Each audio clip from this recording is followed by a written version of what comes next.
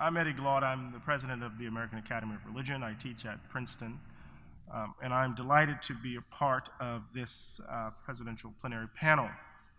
The board of directors continue to grapple with the challenges that confront the members of the AAR. In some ways, the increasing precarity of the professoriate stands out as one of the more pressing issues that has emerged in the context of the changing landscape of higher education in this country, with various political forces and economic forces pinching in various and different ways. I think the work of the Academic Labor and Contingent Faculty Committee has been absolutely central to helping the board chart a new course for the AAR for the 21st century. So I'm delighted to serve as the presider for this plenary panel, a panel sponsored by the Academic Labor and Contingent Faculty Committee, the Graduate Student Committee, and the Status of LGBTIQ Persons in the Profession Committee. This is protecting the vulnerable on campus. Of course, this is consistent with the theme of this year's conference, Religion and the Most Vulnerable. I'm going to just offer a brief description of the panelists. They will come in the order that I read them.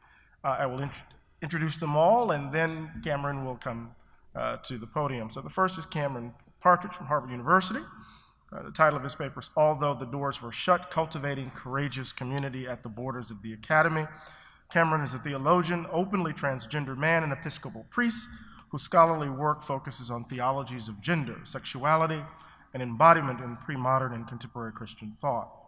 After Cameron, Priya Prasad from the University of Florida. The title of her paper is It Doesn't Always Feel Good, Redefining Notions of Inclusion and Moving Beyond Diversity. Priya is a doctoral candidate in the religion department at the University of Florida. Her research focuses on Hinduism in the Caribbean and the intersection between religion, identity, and nationhood. Following Priya will be Jim Keenan, Boston College, Solidarity Within the Faculty. Jim Keenan, S.J., is the Canisius Chair, Director of the Jesuit Institute at Boston College, and the founder of Catholic Theological Ethics in the World Church, a live network of over 1,000 Catholic ethicists. His most recent book is University Ethics, How Colleges Can Build and Benefit from a Culture of Ethics. Following Jim will be Hussein Rashid of Islamicate, LLC, adjunct accounting for different vulnerabilities in vulnerable professional positions is the title of his talk. He's also the founder of Islamicate, a consultancy focusing on religious literacy and cultural competency. His research interests focus on representations of Muslims in American popular culture. He has published academic articles on music, comics, I love that, comics, film and television, intra-Muslim racism, and digital humanities in the study of religion. And then lastly is Carrie Dana of Georgetown University. The title of her paper is Just Employment, Solidarity Among Campus Workers. Carrie is a part-time lecturer in the theology department at Georgetown. She earned her PhD from GTU in 2011 and currently co-chairs the AAR's Academic Labor and Contingent Faculty Group. Her research interests are in character formation, economic justice, liberation theologies, and the moral imagination. And with that, I would like to invite Cameron to the podium.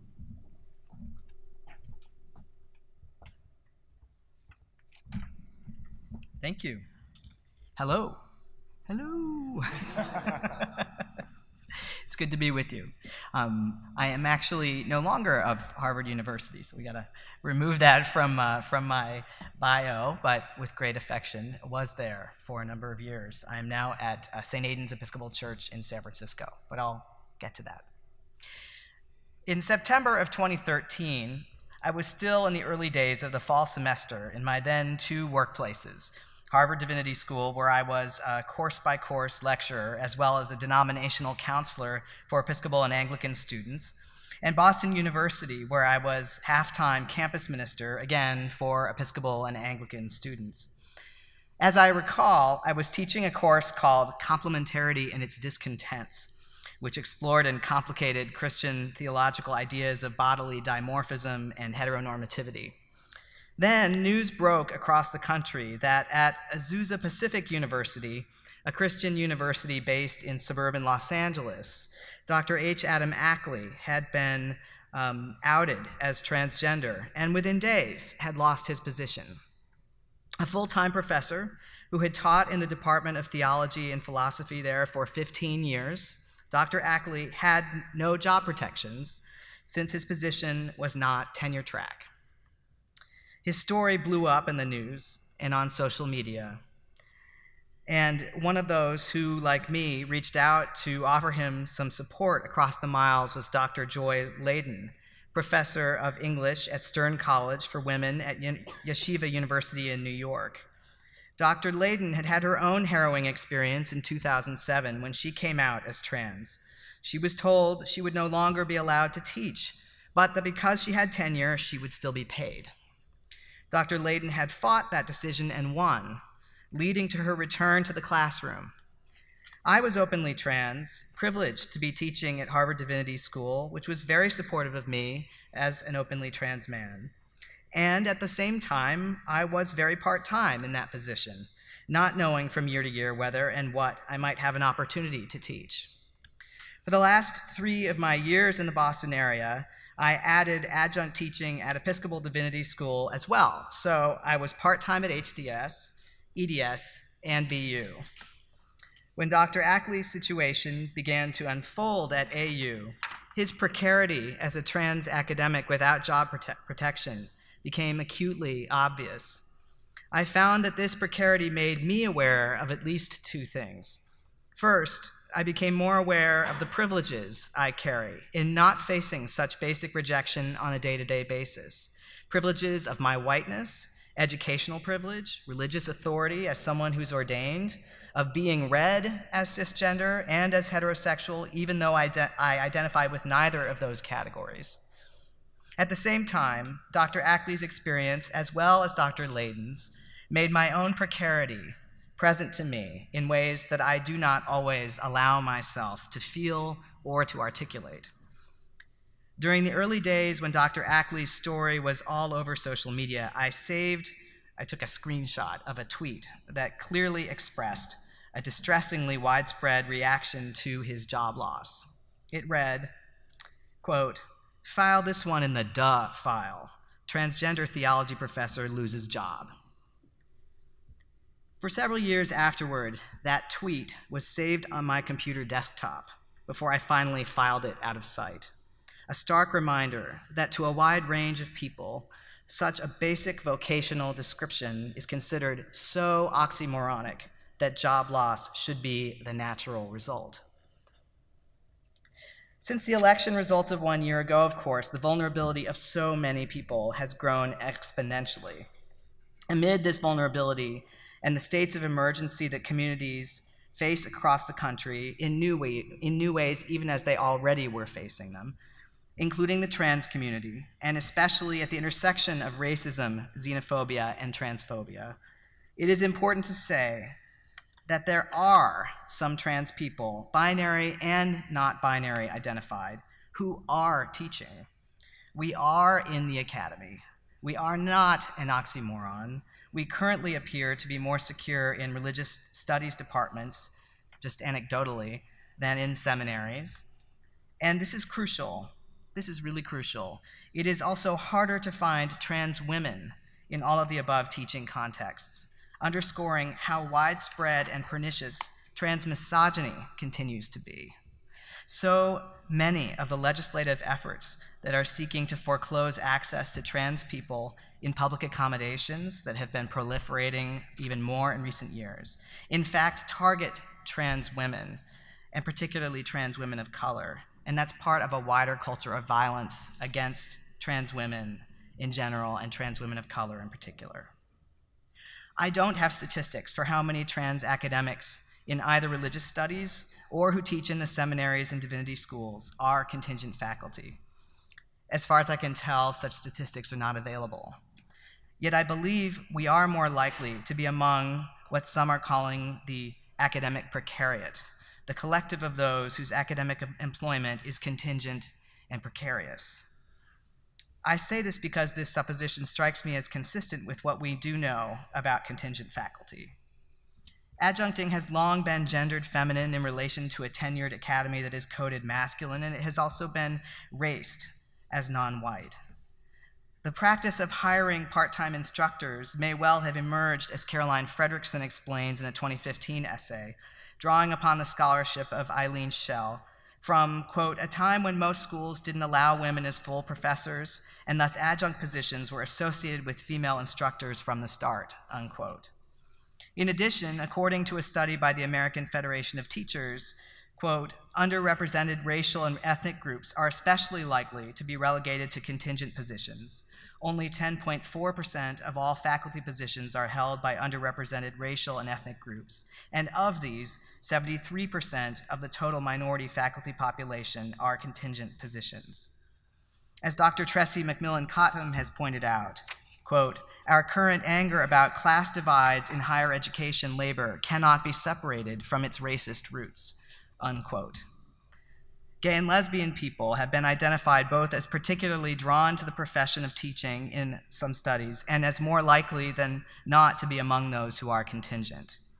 Anecdotally, I've also observed and admired scholars who do openly queer scholarship having a more difficult time obtaining tenure track or tenured positions. Meanwhile, contingent, non-tenure line faculty are now far and away the majority of all faculty across the United States. As Fredrickson observed, in 1969, almost 80% of college faculty members were tenure or tenure track. Today, the numbers have essentially flipped, with 2/3 of faculty now non-tenure, and half of those working only part-time, often with several different teaching jobs, unquote. Of that 2/3, just over 50% have part-time positions. Fredrickson also places this trend in a wider economic context, drawing on the work of Boston University's David Weil, who explained that, quote, the growth of contingent employment is usually driven by a focus on their core business or mission, unquote. If teaching is the core mission of higher education, he wonders, then what does it mean that, quote, colleges and universities have turned more and more of their frontline employees into part-time contractors, unquote, whom they pay very little and to whom they offer so few benefits? As of the fall of 2010, the median pay per course nationally was $2,700, or the equivalent of $24,000 annual salary, and ranged in the aggregate from a low of $2,235 at two-year colleges to a high of $3,400 at four-year doctoral or research universities. And that is from the new faculty majority info on adjunct's site if you want to follow up on some of these numbers. Therefore, in an era where contingent faculty are more likely to be from minoritized populations, are more likely to be paid very little and to have less access to health care and other benefits from those positions, one way of decreasing vulnerability, as this panel has asked us to do, to talk about, is to be aware of this context, to be mindful of these trends and their history. Awareness of these trends can help us to assess our own academic contexts, to ask hard questions. But asking pointed questions can be very difficult, especially if the contingent faculty asking the question is doing so alone. This is where communal connection and collective advocacy comes in. Over the last decade, union organizing of contingent faculty and grad students, I would add, has increased significantly across the country. Locally, I know this has happened at Tufts and at Boston University, for instance. It's also been happening, I'm aware, at Roman Catholic universities, as Kaya Oakes has recently written about, and as I believe one of our panelists will also discuss. Oakes' piece, which came out this fall, noted that some schools that have actively resisted unions going against Catholic social teaching in the process. Oakes' piece referenced an earlier story about Margaret Mary Voitko. I don't know if I'm pronouncing her name right. Is that right? An adjunct who taught for decades at Duquesne in Pittsburgh and who collapsed and died at age 83 while struggling with cancer not long after she had lost her longtime adjunct position. In appreciating the efforts to unionize contingent faculty in various places, potentially making the connections to the social teachings of some of the religiously identified institutions, I found myself wondering how many of some of the smaller seminaries and divinity schools have unionized contingent faculties. My guess would be not many.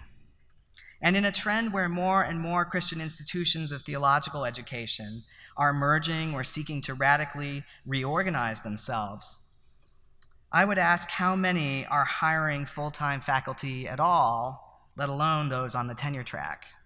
How many are seeking to rely on all the more on contingent faculty? How much are these faculty being paid? Are they being asked to teach more online? If so, are online courses being paid at a different rate than in-person courses?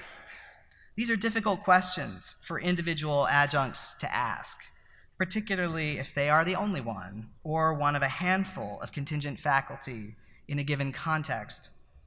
In addition to potential isolation, what can make it hard to contemplate, let alone ask these questions, is how much people love teaching and long simply to do it, no matter what.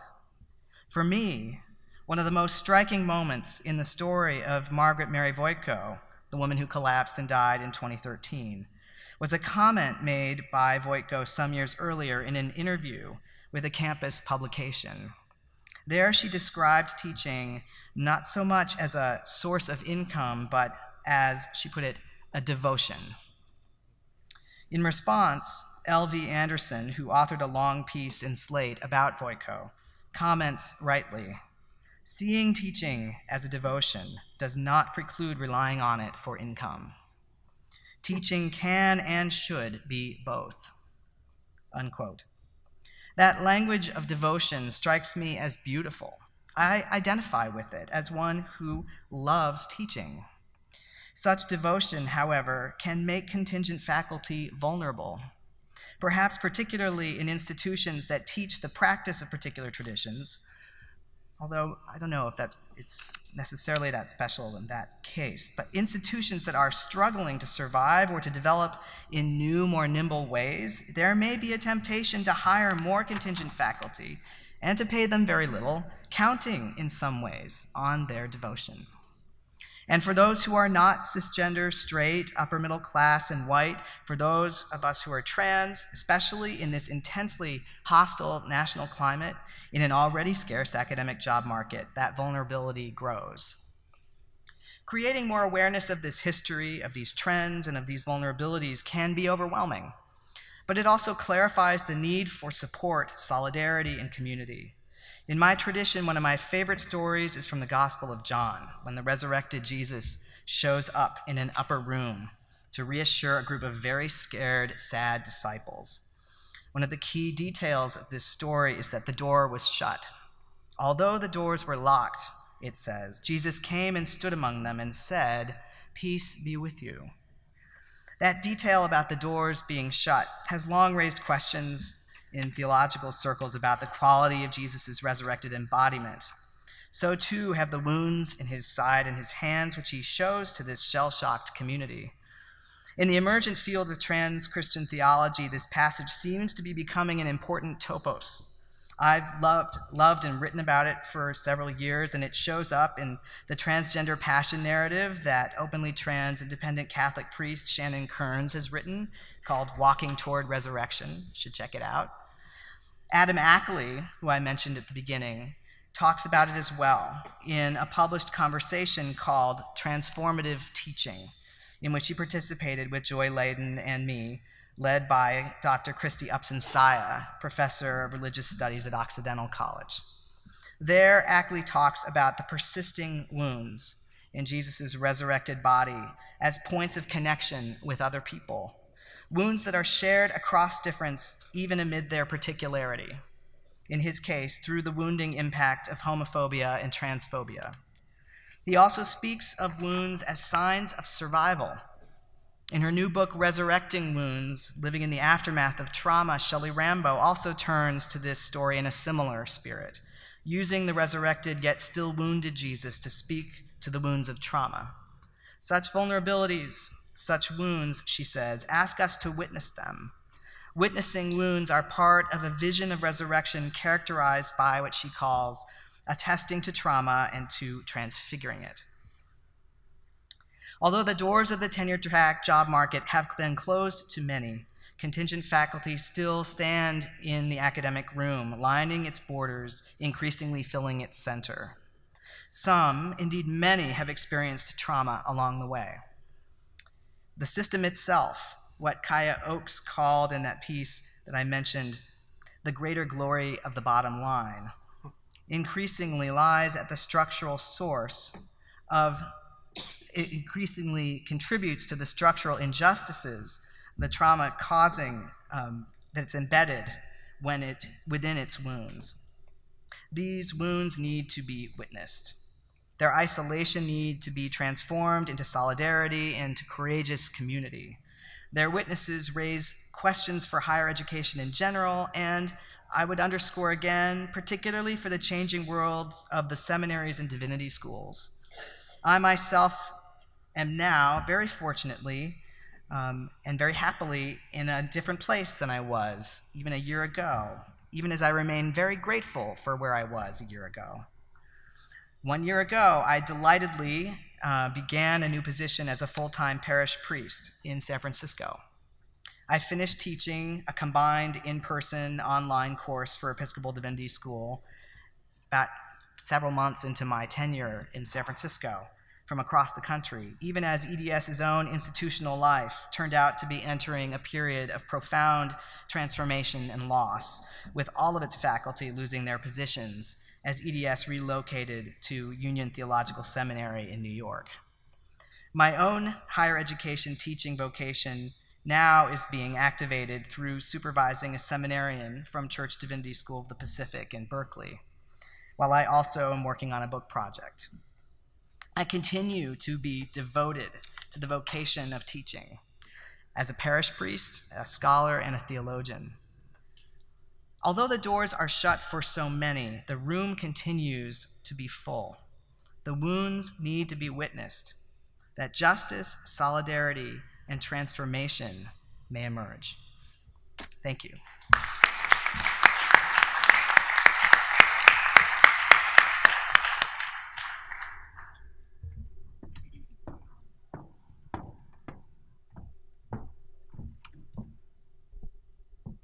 Hi everyone, I'm Priya. First, I'd like to thank the organizers for allowing me to speak at this important and timely panel. I would like to begin by telling you a story that illustrates the relationships between faculty, graduate students, and the larger community, the foundation of my talk today. In August, just after it was announced that Heather Hayard had been murdered at the Charlottesville riots, I received an email from the university president stating that white nationalist Richard Spencer requested a space to speak on campus.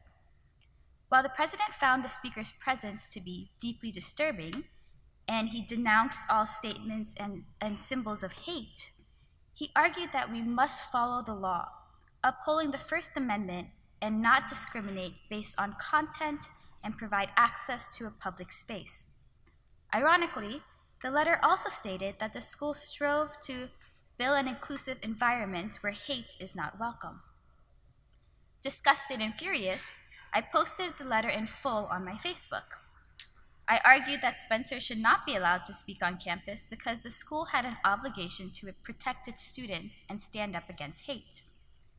While most of the comments echoed my feelings, one person, a professor at the school, and also a faculty member in my own department, wrote that even though he found Spencer to be deplorable, we need to engage in their ideas, however deplorable, in order to overcome this as a functioning society. I am sure I don't have to tell you that this professor is a white liberal male. I was appalled. Aware of my status and the consequences this could have for me in the department, I pointed out it was foolish to think that we could have a discussion with neo-Nazis and change their minds. Thinking this was a possibility, I argued, came from a place of privilege, as a person not targeted by the group. Ridiculously, he claimed that as a nation we had talked our way out of a lot of messes, including slavery, suffrage, and civil rights. I was incredulous. Could a college professor really be suggesting that we had talked our way out of slavery? Another friend pointed out that none of these things were solved simply by talking, but through actions. This is when things really spiraled out of control. He replied condescendingly, asking her, a woman of color, if she even knew who MLK was. I was disbelieving, unsure of how to respond to this insult. Luckily for me, I am friends with some very smart and intuitive women who knew that there was a power dynamic at play. They quickly went into action, pointing out his fallacies, reminding him that all those messes he claimed were in the past were still very much in the present, albeit in different forms, mass incarceration as a new form of slavery, for example. He didn't address any of their points, but skipped dismissively to make several other illogical comparisons without actually taking the time to listen to us. Later, on his own wall, he complained that our reactions were knee-jerk, that we wouldn't know what to say to a racist, or how to engage historically and intellectually with bad ideas, and that we didn't know how to think through challenging ideas. Here was a man who was throwing out fallacies, straw men, illogical comparisons, who was insulting, condescending, and dismissive, telling us that we didn't know how to engage in challenging ideas. Even more importantly, he was arguing that he could talk Nazis and white nationalists out of being racist, while at the same time dismissing and insulting the respondents, who were all, with the exception of one person, women and people of color, the very same people he claimed to be helping. Although I was furious, I did not think I could be more explicit about my feelings because I worried about the consequences of such actions. I was also painfully aware that although I'm friends with a lot of professors, some of whom are in the same department, no one had come to our defense. No one called him out for the way he spoke to us, even if they agreed with the position he was taking. While it's not surprising that a Facebook conversation escalated quickly, I think it is important to focus on the fact that this was a conversation between a professor and graduate students, because I think this says something about academia and the mask we often wear. At one point, he claimed that the school had made the right choice, the academic choice, the American choice, to which my brilliant friend Ashley responded that he was correct. She stated, "This is the academic and American choice to allow white supremacists to gather on campus and have their say. But that is precisely the reason why people of color are not safe on academic campuses, nor generally speaking in the US." I had trouble letting go of this experience. In the weeks that followed, the same professor would get into a domestic situation that confirmed our feelings about his inappropriate and violent tendencies. I was surprised, though, that when the graduate students met to discuss the recent turn of events and several women expressed concerns about having to work with him, the students largely excused his behavior and dismissed his concerns and the concerns of the women. It was then that I began to really understand that despite the diversity of our graduate body, despite all of our engagement with theories concerning gender, race, post-colonialism, etc., the actual structures which support various forms of repression remain not only steadfastly the same, but indirectly supported by our actions. That professor, white, upper middle class, well-educated, could not understand, could not feel what it was like to have another group deny your very right to exist. But it isn't just that he couldn't feel what it means to occupy a particular body space identity, but that by arguing adamantly for free speech, he felt good, accomplished, and purposeful. Protecting this abstract ideal was more important than the painful, messy reality. It allowed him to feel good about ensuring a diversity of opinions, even though that particular diversity undercut the whole notion of inclusion. He and us, when we engage in similar practices, hide behind all the right rhetoric, creating superficial changes, all while strengthening the very structures we seek to dismantle. An apt image for this is the well-known cartoon of the three boys watching a baseball game. For those of you that don't know the image, in the first panel, the boys of varying heights are trying to watch a baseball game behind a wooden fence. Only one boy, though, is tall enough to clearly see over the fence. In the second panel, the middle boy is given a box to stand on, and the third boy is given 2 boxes. In this way, all 3 can see clearly over the fence. In the last panel, instead of giving the boxes to the boys, the wooden fence is replaced with a chain link one, thereby removing the source of inequality so that the boxes are no longer necessary. Diversity initiatives have become those boxes, well-intentioned and helpful to an extent, but when we consider the bigger picture, it is not a permanent solution. So the question becomes, how can we help remove the wooden fences that we've created to provide true inclusion? True inclusion requires an honest evaluation of our own shortcomings. For academia to address the inequalities within our own institutions and in our society, we will need to be open to feeling the pain of others and admit when their pain is unknowable to us. This, combined with changes in our departments and increased involvement in the larger community, will allow us to steadily demolish oppressive structures. To this end, I would like to offer suggestions and changes in 3 areas. 1, the relationship between faculty and graduate students. 2, the relationship amongst graduate students. And 3, the relationship between academia and the larger community. First, it is necessary to break down hierarchies that are created in academic departments, particularly among graduate students and faculty. Although this is not true for every school, departments and research universities have the tendency to treat graduate students as inferior instead of colleagues in training. I have witnessed faculty dismiss and devalue graduate concerns, and I've seen too many of my peers, mostly women, overcome with emotion because of the way a faculty has spoken to and treated them. As Kia Min notes in her article on abusers and enablers in faculty culture, the bullying students experience often creates anxiety over their writing and research. Instead of recognizing the toxicity of the environment, the abuse is normalized, and we expect graduate students to adapt, internalizing the message that this suffering is just part of the process. She writes that the viciousness in a reader's report masquerades as professional critique, and depression and anxiety becomes badges of honor that supposedly show how hard you are working. Amin points out that it is often difficult for a victim to identify their experience as abusive early on because abusers destabilize their victims by being both charming and manipulative. The victim is left questioning their feelings, and when they go to other faculty members, their concerns are dismissed as just being part of the graduate process. This abuse continues to happen because of the power that professors hold over graduate students. By changing the way we think of mentoring, the role the graduate students can play in the department, and increasing departmental transparency, we can undercut some of these tendencies. Mentoring should not be a one-way process, nor should one professor have exclusive hold over a student. By giving graduate students explicit access to a group of mentors in the department, and I know this is sometimes seen as a given, although it's not stated outright, it prevents one person from holding power over a single student.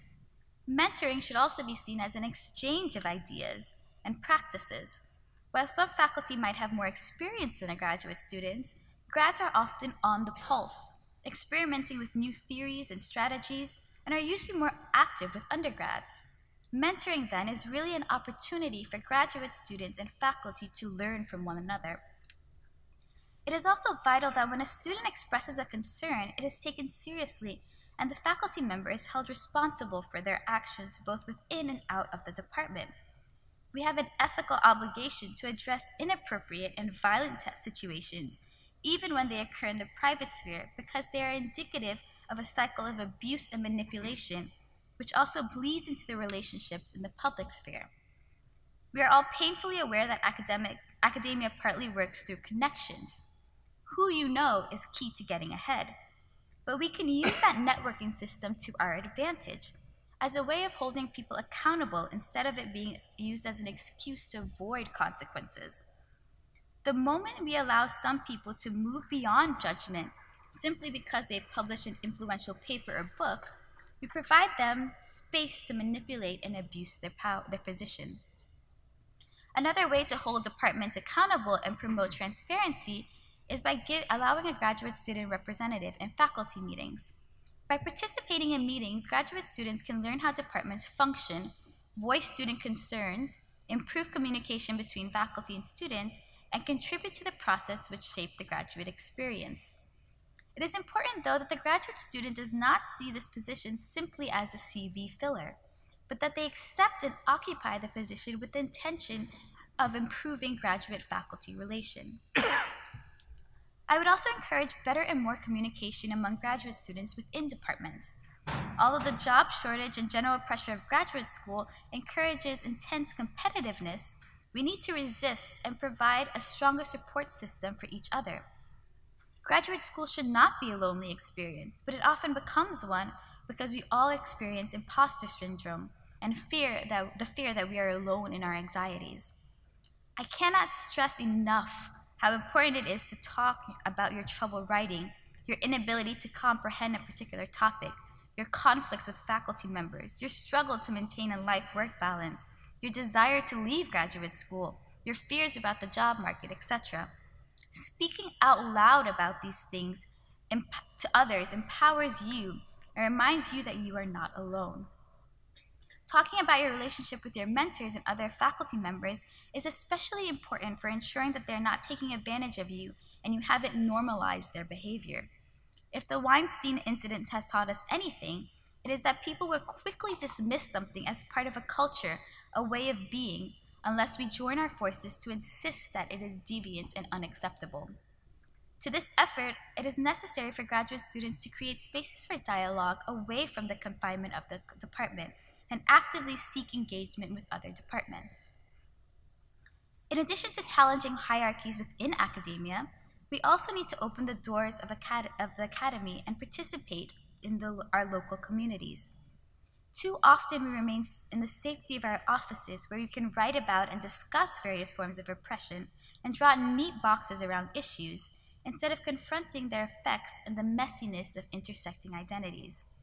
Diversity initiatives attempt to fix this problem by inviting marginalized groups to the table, but this is not far enough if they only become props for advertising campaigns. We must ensure that their voices are taken seriously, their ideas are not co-opted, and that they are not forced to represent their entire group or deny part of their identity. In meetings, classrooms, and in conferences, we should promote a strategy used by the women in Obama's administration in which they amplified each other's voices by explicitly repeating the name of the person and their idea so that it could not be co-opted by another member of the group or dismissed without proper engagement. Furthermore, we should take responsibility for our own knowledge or lack thereof. Karen Kelsey, the author of the popular blog and book The Professor is In, recently reposted a tweet that said, "I have a doctorate in psychology. I learned about Frantz Fanon on Twitter. That tells you something about white supremacy in academia." Instead of applauding this person, a commenter in Kelsey's post, Nicole Carr, noted, "But this is more an indictment of white mediocrity, white privilege, and their own internalized white supremacist thinking. They never Googled a famous black psychologist? Not once? They are not a student, they have a doctorate degree. Once you earn that degree, you become responsible for educating yourself. That tells you about something in white supremacy in academia seems disingenuous precisely because it shifts all the blame to this nebulous white supremacist institution instead of considering their own investment in maintaining white supremacy via this feigned innocence. As Baldwin says, it is not permissible that the authors of devastation should also be innocent. It is the innocence that constitutes the crime." Marginalized groups should not bear the burden of educating others. We are trained to do research, to deconstruct, to critique arguments. We need then to put these skills into practice on ourselves. This is not to say that we won't make mistakes. Indeed, being called out for those errors, admitting them, and growing from them is an important part of the process. But it should never be about us. Like mentoring, academia's relationship with local communities should be reciprocal. Unfortunately, conversations about reaching out to the local communities are often couched in ideas about writing in accessible language. In his article on accessible language, Hari Zayad notes that for many people who push for accessible language, education primarily goes in one direction, from those who have access to the academy to those who do not. Within this pattern, the streets and prisons can be understood to be worth only as much as they can be informed onto them, where they can be led, not where they can inform and lead. Instead of asking how we might make our spaces more welcoming to groups outside of academia, Syed encourages us to figure out how we can support the spaces already being created by them and allow them to take the lead in their own revolutions. Again, we must resist our own egos in order to create and support structural changes. Finally, we need to ask ourselves what kind of teacher, mentor, researcher, person we want to be. Am I going to be the kind of researcher who gets so wrapped up in my own work, I refuse to give back to the communities who have given so much to me? Am I going to be the cynical, dismissive teacher, unsympathetic to my students, or will I be the kind of teacher who takes time to reach out to the student who never shows, who seems disinterested and distracted? Am I going to be the advisor who is harsh, using the excuse of tough love to be cruel to my advisees, or will I choose to inspire them and remind them they are worth more than any paper, grant, or degree? Am I going to be the graduate student who will be so driven for my own desire for success that I will hide tips and tricks and refuse to improve the department I entered? Or will I know that my success is not diminished by helping others achieve their own? Am I going to be the person who complains about academia? Or am I going to be an advocate for a better and healthier system? I will end with the words of Andre Lorde, who has always relit the fire within me and given me hope to try again. In Sister Outsider, she writes, "I was going to die, if not sooner than later, whether or not I had ever spoken myself. My silences had not protected me, your silence will not protect you. The women who sustained me through that period were black and white, old and young, bisexual and heterosexual, and we all waged a war against the tyrannies of silence. They all gave me a strength and a concern without which I could not have survived intact. Within those weeks of acute fear came the knowledge, I am not only a casualty, I am also a warrior." Thank you.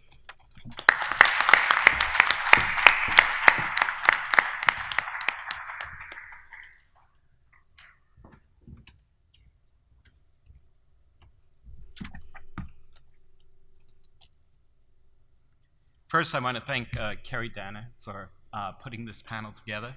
It's a nice, diverse, engaging group, and the originality of it, as well as the scope, is commendable. Thank you. I am going to speak on the solidarity within the faculty by focusing on tenure line and contingent faculty. I want to present 3 points. I first want to discuss the isolating, individualistic world of the faculty. Then I want to, then what I call the geographical landscape of the university. And I want to conclude on why solidarity within the faculty is urgent. So first, the isolating, individualistic world of the faculty. 20 years ago, while editing a collection of essays on professional ethics for church ministry, I received from M. Sean Copeland an essay not about the church, but about the academy, entitled "Collegiality as a Moral and Ethical Practice." She wrote about a young black woman theologian who found that her white colleagues were as strikingly naive about their privilege as they were about her own challenges. Copeland focused not only on their self-understanding, but also on the isolating character of our training and our working in the academy. Unlike most professionals and civil servants, we university faculty function very much as individuals in the academy. Aside from department meetings, we study alone, work alone, teach alone, write alone, and lecture alone, except for today. We also grade students individually and write our own singular letters of recommendation. We don't do any collectives. We cannot underestimate the individualism of our scholarly formation and our professional lifestyle. While almost every contemporary professional works in some form of partnership or teamwork, police officers with their partners, firefighters with their ladder companies, healthcare workers with their team, lawyers with their firms. We faculty train alone and then work virtually alone. Think of the dissertation. What other field of work requires its professional formation to be spent at least 4 years of working alone on one's own project, with the last 2 years spent effectively in solitary confinement? Why is this, the highest expression of academic wisdom, so individualistic and so isolationist? Someone might say, yes, but there is mentoring. However, even the relationality in the mentoring is not terribly thick. How many hours during those 4, 5, or 6 years, that's 35,040 hours, 43,800 hours, and 52,560 hours, does the advisor and the mentee actually see and sit with one another? Is it at all analogous to any other professional relationship where juniors literally shadow their mentor? Is this like other forms of mentorship?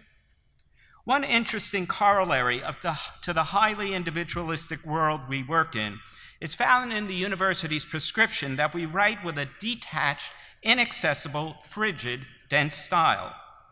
An emotionally detached place like the academy trains us to be wary of writing anything accessible to others outside our field because it could compromise the style of a professorial reputation. Martin Anderson describes well academic publishing, quote, "An academic book or a scholarly article is not expected to sell many copies, nor appeal to many people outside a select individual intellectual circle. Thus isolated, the typical academic intellectual operates freely, uninhibited by the judgment of outsiders, subject only to the verdict of colleagues who themselves are judged by the same narrow criteria." Certainly, many tenured faculty have great relationships with a variety of members of the university. My argument, however, is that professionally speaking, there is not a structure that promotes those relationships. Teaching, grading, and mentoring is measured against singular professionals. But it is not just in those areas of university work that we are standalone individuals. Think, for instance, of office hours. I love office hours. What other professional corporate life lets their employees come to work whenever they want to? Other than the classes we teach and the occasional monthly departmental meetings that we may have to attend, most faculty can choose to arrive for any office hours they want, at least if they're tenure line. Not only are we free to name our office hours, but there is rarely any expectation to host those hours during any specific time that would be convenient to those who are seeking them. By office hours, we are required to be available to another person, presumably a student in need. Yet we can set those hours whenever we want, and rarely are we required to be there in the office for more than 4 or 5 hours a week. What other professional has such autonomy? Note, I'm not suggesting that faculty have only 4 hours of work. With teaching, letters of recommendation, publishing, and other academic demands, many faculty have a full week of work. But that work is on our time, in our place, and usually, again, alone. Hardly any other modern professional works this way. I have a good friend, he was the CEO of the New York Stock Exchange. He says, you know, where I work, we're all together on the floor. Where you work, you're all in offices alone. Big spectrum difference. Still, we should be able to see that when individual faculty take the initiative to enter into practices of solidarity with others, this can lead to the possibility of developing and sustaining an ethical community within the university. When faculty elect to join a seminar, volunteer to be on a university committee, offer to be the faculty advisor of a student club, or host their class at home with a meal, they enter into relationships that make possible community, but these turns to the practices of solidarity of themselves turns to ethical practices. With ethics, community can flourish. Without ethics, the community breaks down. Second, the university's geographical landscape. The isolating nature of the professoriate is well accommodated and protected from much from much of the lives of our students. As faculty, we do not know much, as we once did, about our students' lives. We don't know where they live, whether they receive merit or need-based scholarships, nor do we know which ones have been hospitalized or arrested over the weekend. We only know about such issues incidentally. As Julie Rubin explains, with the reforms of the 1890s, faculty effectively withdrew institutionally from concerns about their students' private lives. The faculty's ignorance of their students' personal lives is not only explained by the isolated nature of our present vocation, but also by the social contours of the university that do not foster community, friendship, or solidarity, but rather departmentalizes personnel groupings routinely.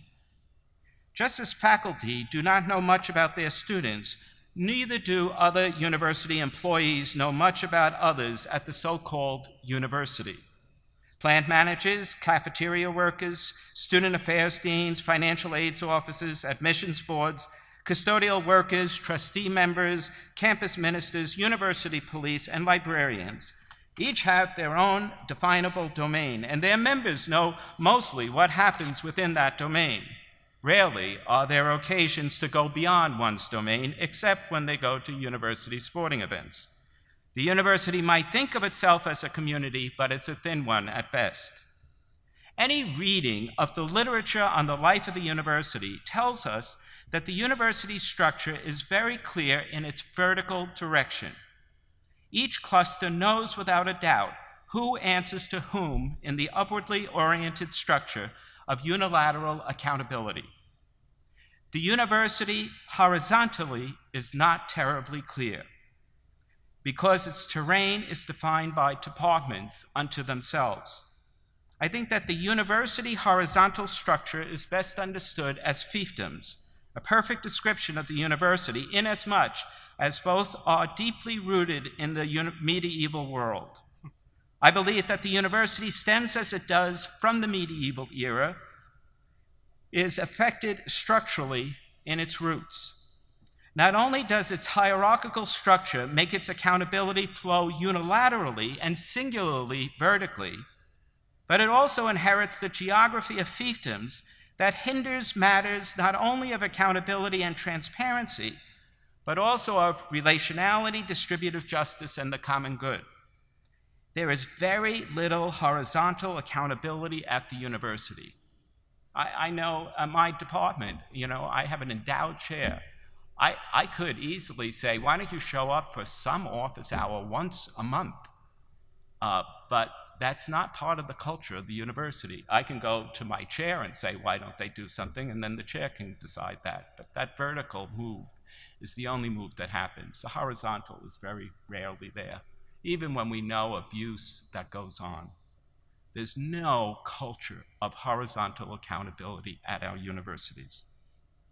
Universities are organized by departments, a structure that gives the suggestion that each department shares something in common with another. But given the hierarchical structures of the university, such a shared identity functions less in the operations and more in the purported mission design. Departments are part of the fiefdom structure, in part because higher-level administrators can treat departments differently without others in other departments knowing any differently. In fact, in many ways, these administrators function as feudal lords. Life within the department is determined much less by what happens in other departments as by what happens between senior administrators and that department. I will return to this point in closing. Fiefdoms are not only seen in academic departments, but in students' affairs as well. Just as faculty might not know the student's personnel conduct, neither does student affairs know the student's academic life. Similarly, health and counseling services, development, alumni relations, athletics, dining services, and many other departments function separately and are accountable to the different university managers who make their own assessments according to their specific domain's criteria. In short, the standards, communications, and information of each domain are not set across the university itself, but are particular to and remain within the domain of that particular fiefdom. It is for this reason that the only two constituencies who know what occurs across the university are the clients, that is, the students and the president. In terms of ethics, this is fairly problematic because, as we know from Aristotle, there is some relationship between the polis, or the actual community, and the common good that makes possible human flourishment. That is, to the extent that members of the polis as a society participate in and contribute to the common good, there is human flourishment. But at the university, the players on the ground do not see a coherency in the community, nor an operative notion of the common good. The bureaucracy of the university does not have an internal horizontal structure of engagement, nor are there any inbuilt structures of horizontal accountability within the university. Worse still, the bureaucracy of the university shows no sign of checking itself, continues expanding, and eventually will no longer be sustainable. All these challenges prompt us to ask, how can we overcome the obstacles to good community and provide a sharing of the common good? When we hear the hardships of adjunct faculty, and when we see rising tuition, whether another unsustainable solution, coupled at the same time with expanding bureaucracies and their attendant appointments and competitive salaries, we realize that the university's fiefdoms are very much the most compelling of all its challenges. Inasmuch as the university is partitioned by fiefdoms, so are the ethical issues. University critics tend to focus on one ethical issue, but they do not address other related ones. Student affairs is familiar with sexual assault and binge drinking. Faculty are more familiar with cheating, and neither know really what athletics is doing with the athletes. These four topics remain in their own unconnected silos or fiefdoms. Similarly, only deans and department chairs usually know about the adjunct faculty, and few dare to address the responsibilities of the post-tenured faculty. A conclusion, why solidarity is important. At Boston College, as I was finishing my book on university ethics, I became the director of the Jesuit Institute and started several interdisciplinary faculty seminars there. I started one on economic inequity, another on sustainability and our common home, another on mental health, stigma, and suffering. One seminar that I maintained from my predecessor was designed to introduce tenure-track faculty to one another. I decided I wanted to parallel that seminar with a new one for our full-time contingent faculty. As distinct from part-time adjunct faculty, at Boston College we have roughly 170 full-time contingent faculty whom we call professors of the practice. These professors of the practice receive promotion and tenure and merit increments. I invited, and we have roughly, as I say, 170 on our faculty as such. I invited 18 such professors from across the university to join a seminar. The first meeting was like a homecoming. These faculty, who had been here on average of at least 12 years, were now meeting each other on a regular basis. They had not met one another because the occasions for many full-time professors of the practice or contingent faculty to meet fellow faculty outside the department is rare. Still, one insight that emerged clearly, though most professors of the practice do a fair amount of teaching and love it, as you were describing, they also do a fair amount of administrative work, lecturing, and publishing. The diversity among full-time contingent faculty parallels that among tenured faculty.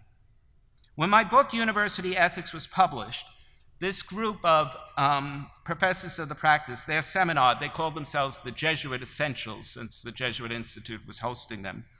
The Jesuit Essentials made the book required reading for their seminar and then decided to host a conference on university ethics at Boston College last April that brought 450 faculty and administrators from 45 different schools to our campus. It was a great success, connecting the ethical issues across the campus. Ethics then provides the link between the isolated topics. With a science that investigates what constitutes right and wrong behavior, we should be able to recognize each of these ethical interruptions across the campus so as to respond to the overall lack of a culture of university ethics. Not only does ethics teach us what is wrong with the university, it can also provide us with ways for seeing how the university could be made right. Since hosting the conference, our seminar is addressing, and we're now in our fourth year. Since hosting the conference, our seminar is addressing a number of issues. One recent issue might give you an idea of how isolating the world of the department is and how it affects both professors of the practice and the tenure-line faculty. At our seminar, we learned that in one department, the executive committee of that department, together with its chair, decided that in the recruitment of candidates for a newly opened tenure-track line in the department, only the tenured and tenure-track faculty members would know about the hire and would have access to the candidates' applications. In fact, they decided that none of the professors of the practice should know at all. Effectively, the professors of the practice in this department did not know until word leaked out. These professors of the practice, who are members of the Seminar of the Jesuit Essentials, tried to find out how other departments proceeded. And what they found out was that we have about 14 departments included in these 18 professors of the practice, that each department had a different policy that changed annually about what is the role of full-time contingent and contracted faculty in recruiting tenure-line faculty. One department, for instance, which was at the other end of the spectrum, not only gives access to all professors of the practice to review applications for tenure-track lines, but also that person can vote to decide whether or not this person will become a member of the department, which makes sense, because we're not talking about a promotion of the person, we're talking about their entry into a community that purportedly the contingent faculty already has a full-time relationship with. Subsequently, the chair realized that he should have done better and decided to recruit some of the professors of the practice to share with our committee to see how he should do a new policy. And now we have a new one, but we'll see how long it lasts. Let me close by sharing a personal experience of coming clean about contingent faculty. I want to come clean with you in choosing so as to suggest that you might do the same, especially for those of you who are tenure-line faculty. I don't know how many of you are tenure-line faculty, but usually whenever I speak at these, it's mostly contingent faculty. And so any of you who are tenure-line faculty, welcome. I'm glad you're here. This is good. This is a sign of development. I want to come clean with you in closing so as to suggest that you might do the same. For coming clean is, I think, the first step for working for a culture of ethics at a university. In my 15 years at Boston College, I have worked on faculty development, mentoring junior tenure-track faculty, and developing programs for graduate students, from advising and mentoring to starting a culture of teaching formation in our doctoral program.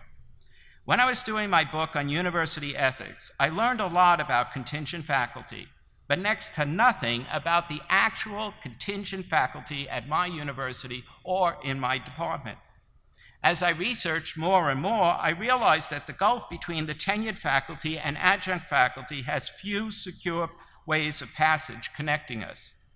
Like other tenured faculty, I had unconsciously, but conveniently, worn blinders about their work and their context. I managed to tell myself that they did not concern me. They do, but I managed to tell myself otherwise. A few years ago, an adjunct, who is also a journalist, Lisa Liberty Becker, here in Boston, asked to interview me for Boston Magazine because she was writing on adjunct faculty and heard that I was writing this book on university ethics.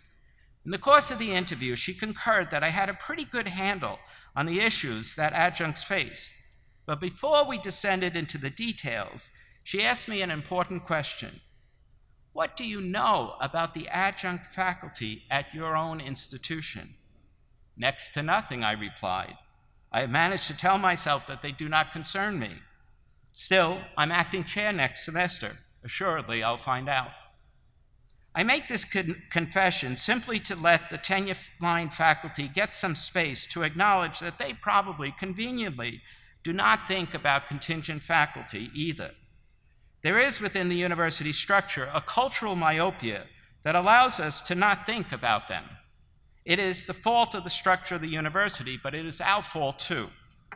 Those same faults allow us to ignore issues of race, gender, and class, student athletes, sexual assault, binge drinking, unsustainable tuition, unaccountable faculty, and the rest. If you resonated with my argument here, I ask you to consider how the university in its structure and how the professoriate in its vocation have given you the chance to pursue your own academic interest without bothering you about a culture of ethics at the university. If you can, think for a moment, have you allowed yourself to settle into that complacency? And if you have, should you not admit that? Recognizing how we really think of one another among the faculty at the university strikes me as a worthy starting point for any discourse on such ethics. Thank you.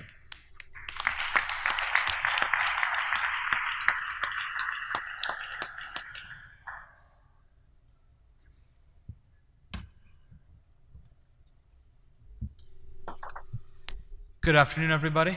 Thank you for being here today. I want to start, well, I really do, first of all, really sincerely thank you for being here today. The panel I was at before this one was a panel on teaching Islam, which looks like it had about 25% more people in it than this audience does.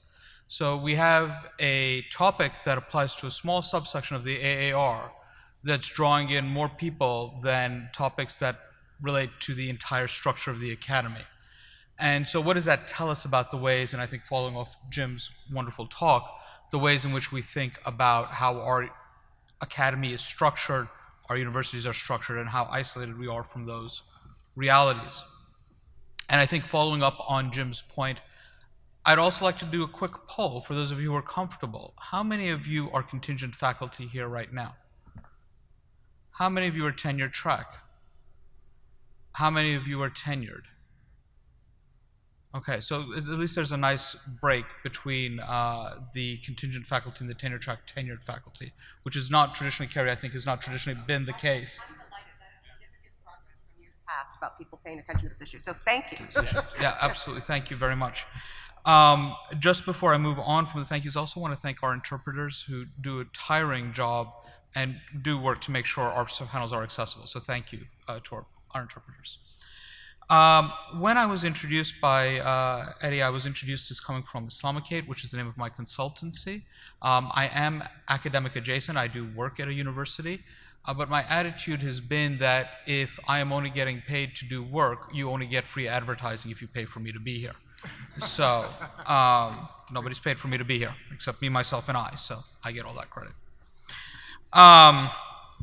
So when I was putting together the proposal for this presentation, my goal was to document the various ways in which adjuncts are vulnerable to different systems of oppression. Many of these systems are embedded in the university itself, and some are externalities that non-contingent faculty do not consider, and I think Priya and walked us through some of those issues. What you can do is you can go to books like Presumed Incompetent or Written Unwritten to read some of these stories and the structural issues involved. I recall the New York Times also ran a series of stories in the Salon story about adjuncts, including homeless adjuncts or adjuncts who died penniless because they were adjuncting, because it was an act of devotion. However, I believe that there is power in telling and retelling these stories. Sometimes they need to be said over and over again to have an impact. Sometimes the sheer weight of even a fraction of the stories makes the listener realize how deep and terrible the work of adjuncts is. Sometimes our audience claims ignorance because it's not like that at their school. By telling multiple stories consecutively, I wanted to highlight there are common pressures and there are distinct pressures on different adjunct populations that connect race, religion, gender, and sexuality. The two themes I wanted to trace were on free speech and student impact. I still intend to do some of this work, but not to the depth at which I had originally planned. Since the time of the proposals had to be submitted to now, there are a slew of issues related to higher education that seem to bury the concerns of adjuncts. But from my perspective, the higher ed issues emerging from the current presidential administration and universities' inability to organize and fight back against these policies that threaten their existences are a direct result of accepting and encouraging adjunct labor. Once a university devalues their workforce, the product and source of that workforce is devalued. Contrary to popular rhetoric, the primary product of universities is not research papers or growth of the endowment, but an informed, educated, and critical graduate. I come from the John Dewey School of Education. Higher education, by tying itself to neoliberal policies, such as the reliance on adjuncts, are structuring themselves out of relevance and existence. It is no wonder, in my mind, that as we see an increase in adjuncts, we see an increase in the closing of institutions of higher education. Because when you say what we do is worthless, you're saying you are worthless. I want to start by talking about the impact on students. I can start by saying that an increase in adjunct labor decreases the student experience or degrades the student experience. But it's not from the teaching perspective.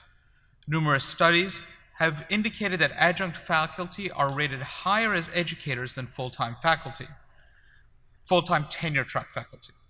Therefore, the issue is not the quality of the education students receive. Adjuncts, in fact, excel in their educational mission. Primarily, where students feel the impact is the availability and access to students. And here I want to share a couple of my personal stories with you. I wrote a piece for Political Theology Today for one of my mentors, Kelly Baker, who used to be on the academic labor and contingent faculty, but we were the contingent faculty task force, where I wrote, quote, we know that as adjuncts struggle to commute to multiple locations to teach, their availability to students becomes limited. Even with explicit mention to students that they, adjuncts, need to leave campus to be able to afford to live, something which many of my colleagues are reluctant to do, students generally only understand the direct impact on themselves. Therefore, they internalize that a highly educated person is not compassionate, not empathetic, and not interested in her students. As a result, education is linked through conditioning to negative emotional responses. Students experience education as a dehumanizing event. Even if a student accepts the economic concerns of the adjunct, what they understand is that education is not valued in a neoliberal society which indexes worth to price/salary, end quote. I stand by this assessment. At one point, I was teaching at 3 different schools at the same time, and I probably spent more time in transportation each week than I did in the classroom. If a student needed additional help and could not make my office hours, I could not meet the student. If a student was going through a personal difficulty, all I could do was refer her to her academic advisor. Sometimes I had seniors who did not know who their academic advisors were. Faculty were the first and only point of contact with the university outside of the registrar, or financial aid if that was a separate office. Yet, despite this situation, my evaluations remained positive, with one student saying that I was one of the most accessible faculty members that he's ever had. That a student can be so neglected from my perspective, but well tended from his perspective, tells us something about the expectations of students now. They understand that they have been devalued. When the college makes clear that it will not invest in student education, but is increasing student applications and acceptances, they, the students, instinctively understand that their value is as an income source. Whatever ancillary support services a school chooses to provide are inherently in conflict with the dehumanizing approach of the school to students. Let us look very specifically at the recent removal of the entire writing department's adjunct staff at SUNY Stony Brook. This move essentially kills the department, but since the courses are mandatory, the courses will be taught by full-time faculty from other departments such as geology and math. There are 2 questions that we are left with then. Are these faculty members qualified to teach writing and rhetoric? And it is a specific skill set. And what does it mean for the faculty's teaching load and other courses that they offer? Are courses in geology and math going to fall by the wayside so we can now teach the writing and rhetoric department? The rationale for these cuts is that the department could no longer afford the 20 instructors that they were paying an average of $3,750 a course to teach. I want to reiterate, $3,750 a course, not a month, not a credit, a course in New York City for 3.5 months.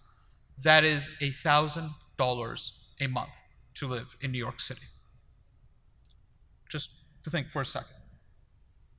Assuming each instructor offered 2 sections a semester, that means that the total cost of the entire department is $300,000 for the entire year. Those of you who teach in small departments know how much $300,000 will get you. There are no hidden or sunk costs in this faculty cohort. Many of you who teach in 5-person or larger full-time departments will recognize that $300,000 is a bargain for 20 people. In fact, that's why universities want adjuncts, to steal pay and dignity from them and offer students the impression that their education is important. Any student paying attention will realize that Stony Brook is treating their faculty as disposable and their students' education is an afterthought. Simply because a geologist can write does not mean that she can teach writing. I did an undergraduate degree in biology, and yet I'm not hired in biology departments. Although if anybody is interested, I will teach for food. The university is signaling that expertise is irrelevant. It is the logical outcome of paying less an hourly wage than Costco. If you do not want to pay individuals commensurate with their experience, then it signals that expertise is not worth paying for. When you've established that as a norm, then universities do not need to have specialist teaching. You simply need the cheapest labor able to do the work that will generate income, read tuition, for the school. When anyone can do anything, when you don't need expertise, you don't actually need an educational system. It is a symbolism of elitism to have a formal education and one that requires experts. I hope you can see that the argument that I'm making connects to much of the political rhetoric that exists in American society today around the role of experts and the elitism of an education. The statement, of course, may sound political, because it is, and not in a Foucauldian sense. In Wisconsin, we saw at the time then Governor Scott Walker, who never went to college, attempt to rewrite the mission statement of the state's university to exist only to train to meet, quote, the state's workforce needs, end quote. In other words, students pay the school to become apprentices. You do not need topic experts to teach students to be good employees. In fact, critical thinking is anathema to the neoliberal need for human automata. In addition, the University of Illinois at Urbana-Champaign, infamous for its hire fire of Stephen Salata, had a board of trustees that believed it was obligated to serve the interests of the state. That the university itself should not be an independent agency or even a political agency within the state, but simply a tool of the state. Therefore, it is less a surprise that they would reject a contract for a faculty member who had public opinions. The constant erosion of the authority of the university, as a place where education and learning are paramount, creates a situation where external pressures will force universities to contend with its hollowed-out core. In all instances, it is the marginalized communities who are left adrift by the university that are being affected by those external pressures. As we've heard, women are disproportionately represented in contingent labor positions. People of color are also disproportionately represented. The net result is that a woman of color is 50% more likely to be contingent faculty than an equally trained white male. Part of that is an inability to hire on professional skills alone, or to recognize the different career paths that marginalized communities have to take to get on the academic job market. Therefore, it is logical to see that the faculty, both full-time and contingent, who are at the forefront of public discipline and who are at the forefront, therefore it is logical to see that the faculty, both full-time and contingent, who are at the forefront of public discipline and neglect by the university are marginalized communities. Cornell faculty recently wrote a letter to Drexel University objecting to the placing of George Cicarello Maher, am I saying his name right? No? Okay. On leave after comments he made after the Las Vegas shooting, linking the shooting to white supremacy. While full-time rather than contingent, he comes from an economically marginalized background. In that letter, the Cornell faculty named several other faculty who were disciplined or fired for speaking on topical issues. These faculty include Lisa Durden, who was fired from an adjunct position at Essex County College for defending an all-black gathering of Black Lives Matter. She's a black woman. Other full-time faculty include John Eric Williams at Trinity College, a black man, and Thomas Curry at Texas A&M, a black man, and Tessa Winkleman at UNLV, a woman. All of them speaking on questions of Black Lives Matter or gun violence in this country. There is every indication that while universities have moved to contingent labor to save money, the added bonus was to quell any public discourse that might threaten revenue streams. Of course, the guild mentality of academia that eschews public-facing engagement enable this shift and a disregard for the primary role of academics, to educate the public. We often forget that our students are a public, and as educators, we are always engaging a public. The faculty at the margins are often teaching against their own marginality, both in practice and in theory. It is that research, education, and voice that is disciplined both within the university and outside of it. Without the protections of tenure, a union, or a contract, those voices are silenced. Now, as faculty are recast as economic agents, rather than educational agents serving a common societal good, they are treated as owing direct economic value. The Trump tax scam is simply making explicit what we have done implicitly. Graduate student tuition waivers will now be taxed. Forbes magazine estimates that a grad student at a private R1 will see an increase of about $10,000 per year in their tax bill. In other words, students will pay more in taxes than they will earn in direct payment from the university. This taxation structure may eventually have an impact on the grants at the undergraduate level as well. The other federal guidance that will have an impact on the university is Title IX. Our ability to defend our students on issues of gender and sexuality will be put to the test.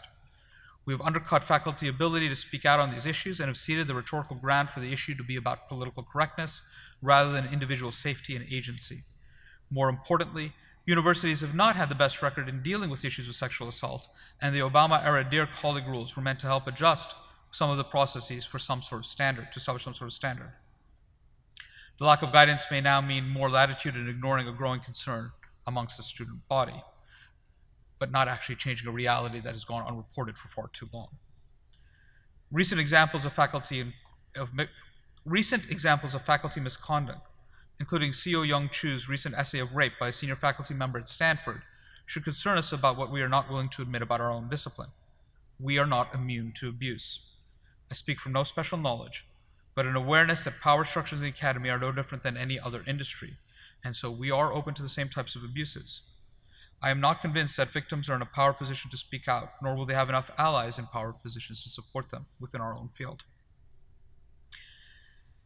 At this point, I want to applaud Priya for offering us a way forward and giving us suggestions, both as a rhetorical device to give us hope, but also to make her talk practical. I have no hope to give. To give hope is an act of labor, and that requires payment. I got none. And at this point, I have no grand conclusion about adjunct vulnerabilities. This presentation is simply an affirmation that 2017 is terrible. However, I want to tell the stories of adjunct issues to make the weight of them underscore a reality of what adjuncting means to someone who needs to understand the depth of the problem. It is not just on the adjuncts, but on the students and the erosion of what we're supposed to stand for as academics. The burden of hope should not be on the victims of the structure, but it should be on the people who perpetuate and create those structures that keep us at the bottom of the pile. Thank you.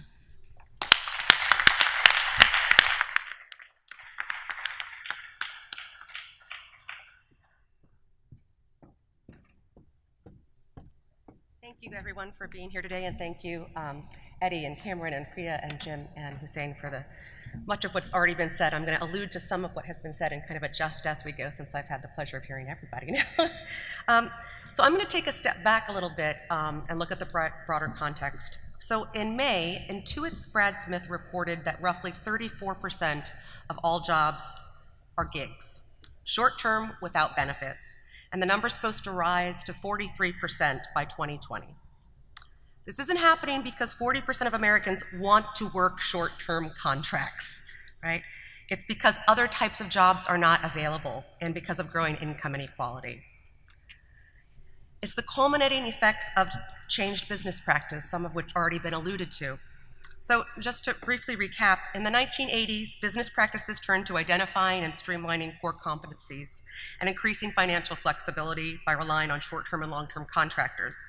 For the past near 40 years, a growing number of employers, from corporations to nonprofits to universities, distanced themselves from their workers in an effort to save costs and in turn obscure responsibility for their welfare. Not surprisingly, during this time period, wage theft has also risen substantially. The Department of Labor reports that weekly minimum wage violations in California and New York alone amounted to an estimated $1.6 to $2.5 billion of lost wages for workers over the course of 2011. This doesn't include overtime that wasn't paid but due people. That's just for lost wages from minimum wage work. Gig workers also have to pay their own health care, sometimes resulting in more expensive or lower quality care, have no paid vacation, and result in increased psychological and physical stress. Also, a number of universities, when they even have union contracts, right, the unions themselves still put in there that if there's discrimination issues and they need to put a bias case, you have to go through the university system, right? So that's another kind of factor that has changed, particularly the university system. In regards to income inequality, the average CEO worker to income ratio in 1980 was 42:1, but by 2014, that ratio had ballooned to 373:1. And since the recession ended in 2009, more than half of all job growth has been in low-wage work, right? So higher education isn't exempt from any of these trends. But between 1976 and 2011, university administrator positions grew by 141%. Over the same period, university CEOs' pay grew by 175%, right? While part-time positions grew by 286% and full-time non-tenure track by 259%. Meanwhile, many on-campus services such as bookstores, security workers, food service workers, janitorial services, etc., have been outsourced. Many of these jobs pay minimum or just over minimum wage. In 2012, more than 700,000 university workers earned less than a living wage, and a significant percentage of food service, janitorial, groundskeeping, and security workers did not earn enough to meet the federal poverty level line of $24,000. Right, so that's slightly above what adjuncts are working. And this is important, I think, to kind of reset people's imagination here that adjunct faculty are paid, right, the same as other types of workers on campus. And that should be not a rallying cry for just raising adjuncts' wages, but to me, raising everybody's wages, right? Because it's very hard to live on minimum wage.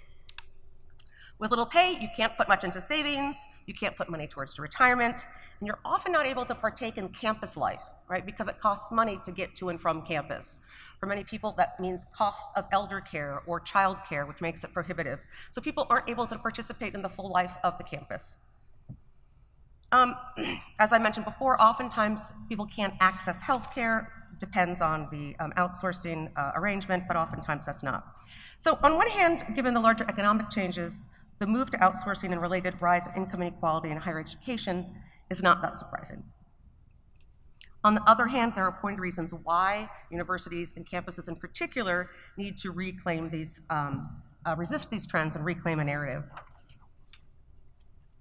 So, as Jim has pointed out in his 2015 book, University Ethics, the ethical and moral power of universities, whether real or aspirational, right, is certainly questionable at best right now. By and large, universities have failed to create, quote, a culture of ethical consciousness and accountability. And as Jim referred to, the silo effect is very much real and creates these horizontal bubbles. In the Journal of College and Character, Laura Harrison notes that when people do leave their silos, they tend to do so in a competitive context, right? Often pitting against kind of discourse that separates us, the needs of different departments or the needs of different areas of campus life.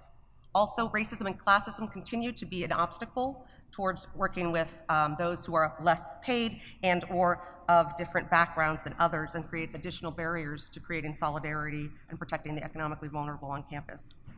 So a matrix of pressures from widespread economic trends, the nature of academic work, the organization of higher education, and racism and classism have become obstacles to protecting the economically vulnerable.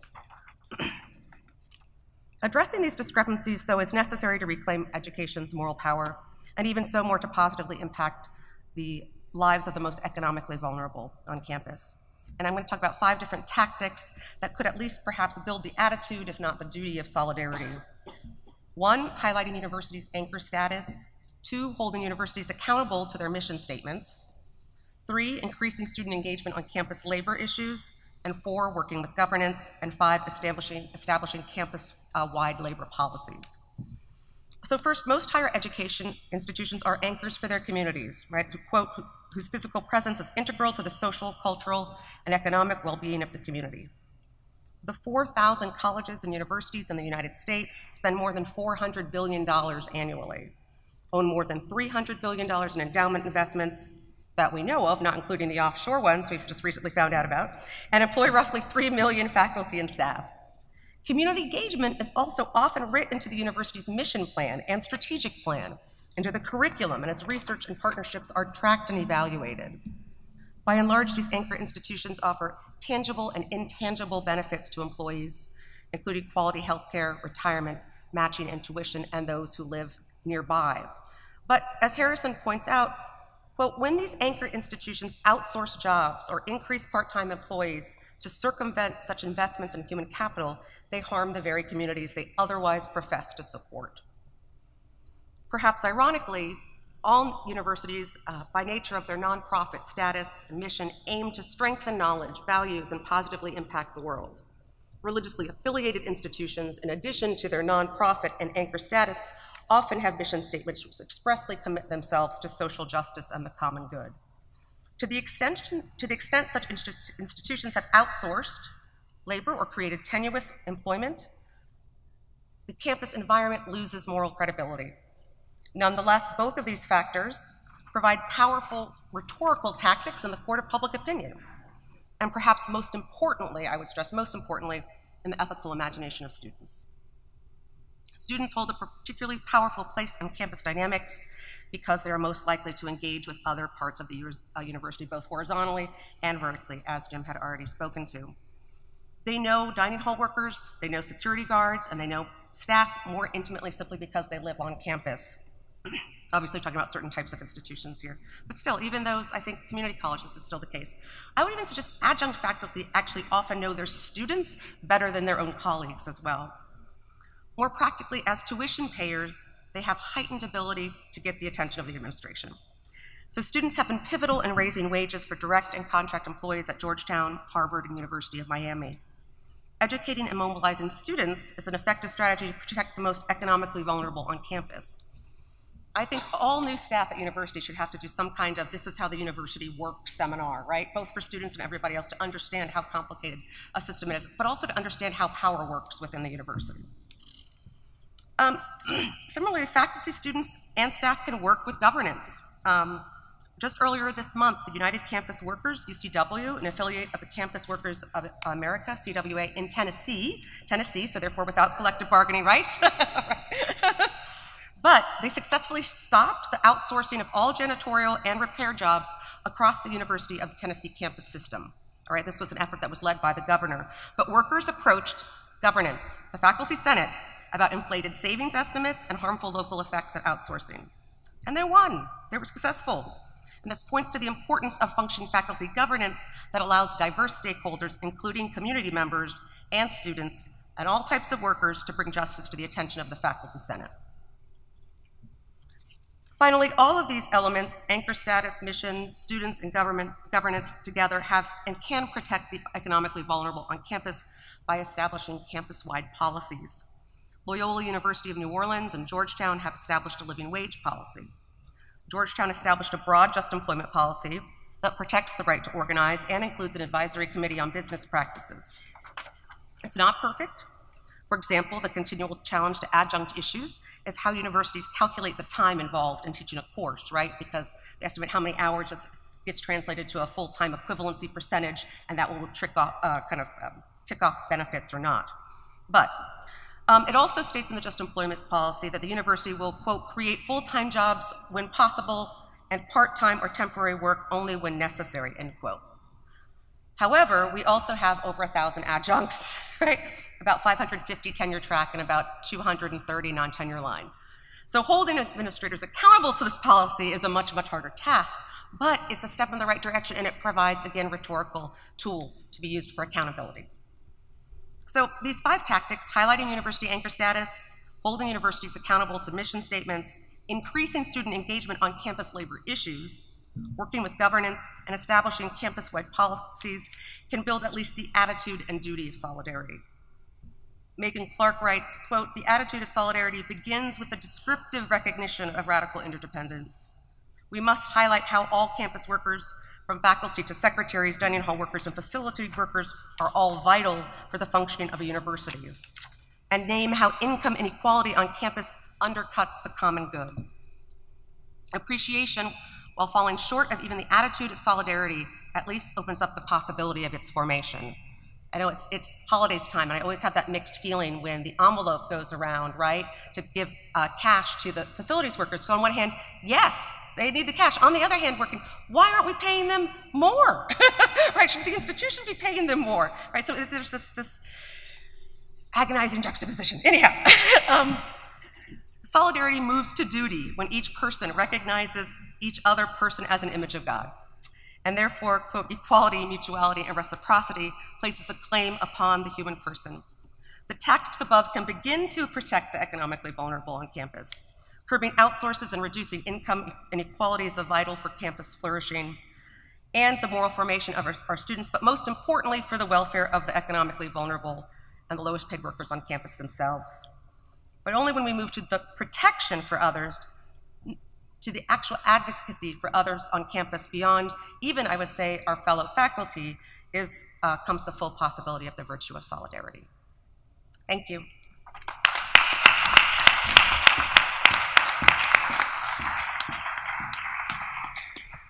So we've left ourselves a lot of time for conversation. We have microphones here if you have a question. So please come forward. I have a question to the panel, and it's a descriptive claim because I think Cameron insisted that we have to bear witness. We have to disclose the problem. And I'm wondering about the different strands, the different convergences that has accelerated adjunct faculty or contingent faculty, right? Do you think about Clark Kerr's account of the modern university, right? And the way in which he wants to say that government funding of science transformed the nature of universities, right? As universities now became, right, tied to the defense industry, business and the like, and how it changed the nature of governance of the universities with boards of trustees and the like. So there's that one strand. Then there's the implications of the 1960s as universities as hotbeds of radicalism and the ways in which the political climate shifted, particularly by 1980 and Reagan's election, and how universities have been seen as perhaps the last bastion of a certain kind of liberalism. So they're always under attack, right? These colleges and universities. We see this now with the current debate around free speech, right? And then there's and underneath it all is the economic philosophy, as you laid out, saying about neoliberalism, right? Which has just simply as its goal producing a kind of precarity among workers generally, so they can't organize. They're too busy trying to live. So how do we give an account of the accelerated nature of content, given those very different strands, right? And they're working at the same time. And of course, that is combined with the 2008 economic collapse, which then led to some of us not retiring because our 401ks have been devastated. And there's just a clog because we can't retire, and then we're still producing PhDs, right? The ethics of programs continuing to monetize their graduate programs and produce people with degrees with no jobs. So, and these are very different causal accounts, right? So how do we manage that? That's just me thinking out loud. It was triggered by your amazing talk. So anyone, if you want to take that jumbled mess. I'll start with, that was a very big question.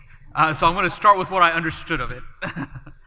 I mean, I think for me, what you've outlined is obviously a classic case of late-stage capitalism, right? That we become economic actors, and in order to increase profits or revenue streams, you need to discipline troublesome parts of your institution. I mean, for me, these are all representative, right? So the 60s were a hotbed of liberalism, what do you need to do? You need to cut down on the ability of people to work and have the ability to agitate in the same way. So part of it is instituting student discipline codes that, you may not disrupt a speaker anymore, right? We saw this, I think, most prominently with the Irvine 11, who were, I think, threatened with expulsion. I don't think all of them were expelled. Somebody may remember the details better than I, over protesting a pro-Israeli speaker on campus. But we see this now with some of the free speech debates. But nowhere in that free speech debate do we talk about the fact that for people who do Islamic studies, groups like Campus Watch were coming around and reporting on us and saying, you can't say what you want to say, right? And well, that was a problem. And of course, the universities didn't know quite how to respond to that, because we really don't need the aggravation, but it looks really bad if we're telling people they can't say what they want to say. And so it sort of just quietly went away as people who had public opinions weren't hired, right? And this is the scuttlebutt within my field. It's always hard to say you weren't hired because you have a brain, but, there's always that sense that we've been disciplined, right? And we've been brought under control. So in my mind, that's the grand unifying theory of everything. How do we increase our revenue streams? And that means getting people to shut up. But that's what I understood of the question. Yeah. So there was a lot there. But again, we would invite you to come. There's a lot to talk about. So please, if you have a question or a concern. And if you need access to the microphone, please let us know and we'll make sure one gets to you. Hi, Megan Sweeney from Boston College, full-time, non-tenured track. When she came to our university ethics conference this past spring, Maria Maisto of the new faculty majority said that for contingent faculty, the guilds will be the places of organizing, not necessarily the universities themselves. So I'm wondering, how do we as the AAR and our brothers and sisters in the SBL, how are we going to, at least within the discipline of religious studies and theology, affect better conditions for contingent faculty, especially those who are piecemeal adjunct trying to make a life? Thank you. Carrie. Yeah, well, we've got signs. The signs is our first step education. So yeah, this is what we're working on, and we really welcome suggestions. We're looking at a variety of different possibilities of, do people need resources brought to them through local programming? Is there a way to more target department chairs about what can be done? We've had some conversation around how free speech intersects with contract renewal, and some interesting cases have arisen where the language of contract renewal is basically quelling people's speech, either in an explicit way or an implicit way. So that's another area we thought of, where can we target? Where's the best place to kind of to move our efforts? I think that it's going to have to take, though, learned societies and universities, right? It has to take both of them working together fundamentally. I know that the Council of Learned Societies, David Watt, I think you're one of our ARs reps that. I think there's beginning to be an awareness, but it's a slow awareness about these issues in terms of the group level. But there has been all kinds of movements in terms of the learned societies, which is hopeful, and here obviously as well. So I think part of our job will be trying to give people tools to advocate at different levels, right, wherever they can best advocate. So that's, I think, what we're looking forward to doing.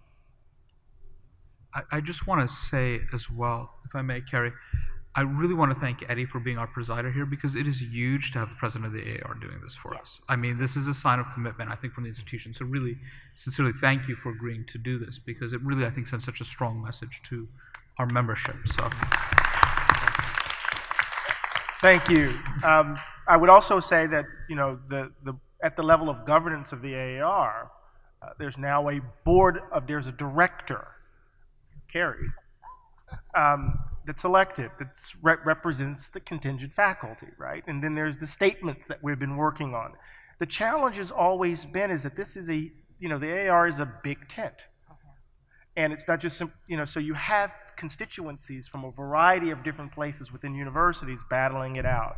But we wanted we have, at the level of governance, the board, it's now, contingent faculty are represented at the level of the board. And the board is, I would say, very committed and knowledgeable on these issues, and is taking seriously the changing, the changed nature of the landscape of higher education and what it means for students, what it means for faculty, what it means for learned societies. So I'm very hopeful about that.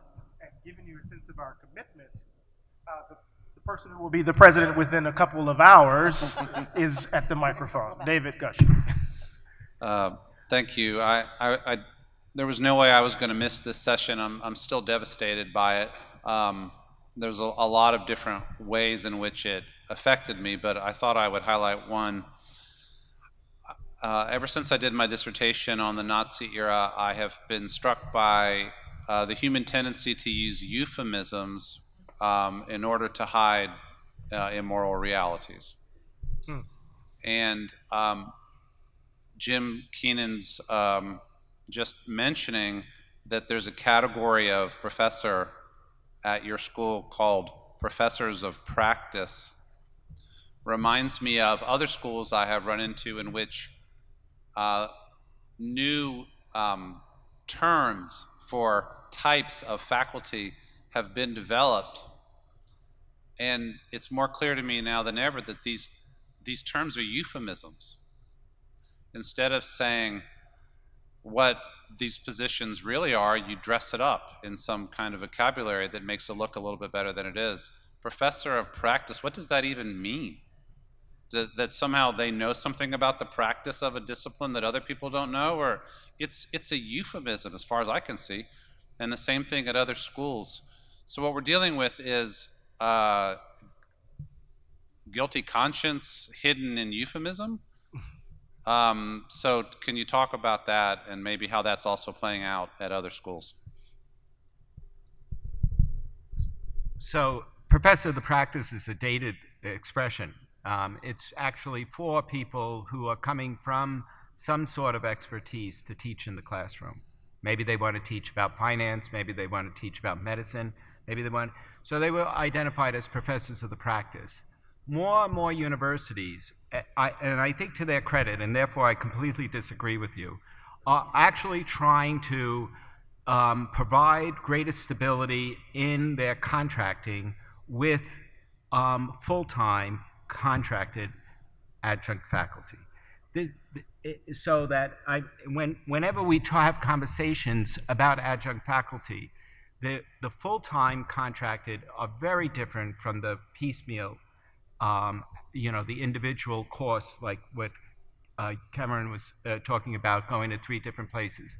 These are things that are out there.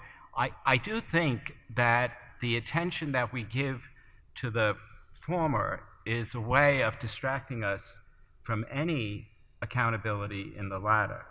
But this is still happening at a place where there is no self-reflection about whether what they're doing is ethical.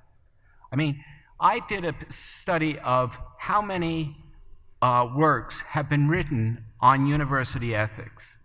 There aren't any.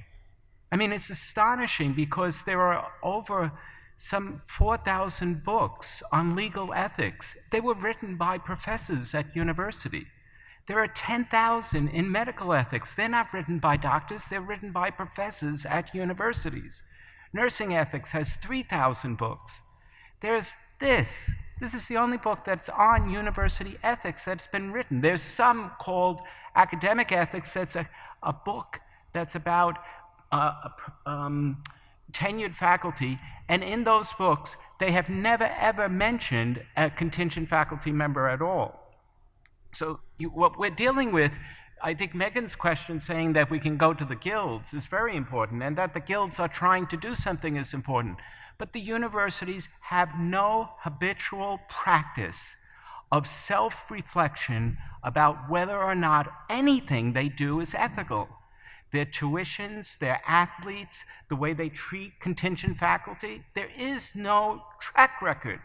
I mean, major financial institutions are much more ethically upright than the university, simply because they've been held accountable, but we have not. And we, as faculty, have never exercised any of that self-reflection, nor have our administrators. Just really one quick question, Jim. I'm just struck by the analogy, because I was struck by your talk. I think one of the interesting dimensions of the problem that we've described is the increasing professionalization of academic spaces, right? In the interesting sorts of ways, your description of how we function is a description that presupposes how other professions function, right? So you have an ethics for the legal profession, you have an ethics for the medical profession. There is a presumption that the academy isn't that, right? So it seems that to assume is to... Who teaches those courses? Who teaches legal ethics? Professors do. Who teaches medical ethics? Professors. Who establishes the ethical standards in corporations, or in medicine, or in law, or in nursing, or in journalism? Professors do. But we have not done anything about the institution that employs us. Yes. Yeah. Sorry. Oh, sorry. Good evening. Mario Melendez, graduate of the BU School of Theology and former student of Cameron. Like many in this room, we have been shocked by the news that in the current tax proposal, the loss of tuition waivers. I mean, to many of us in this room, grad school would have been just out of our grasp without those tuition waivers. And I've been trying to think to myself, what can be done, because the usual avenue of the vote may not work this time, because let us, for the sake of argument, let us say that this thing passes. It doesn't necessarily mean that the vote in 2018 would have any effect. So my question is, what can be done? I would have thought that the presidents of the many universities around the country would have reached out to those members of Congress that they themselves went to grad school, and they would not be holding those seats unless they went to law school and med school and so on and so on. So what can be done to push back? This is very specific. Something as terrible as getting rid, because you get rid of tuition waivers, I fear that what will be the pool of people that will be going to grad school 5, 10, 15, 20 years from now? Please. Priya?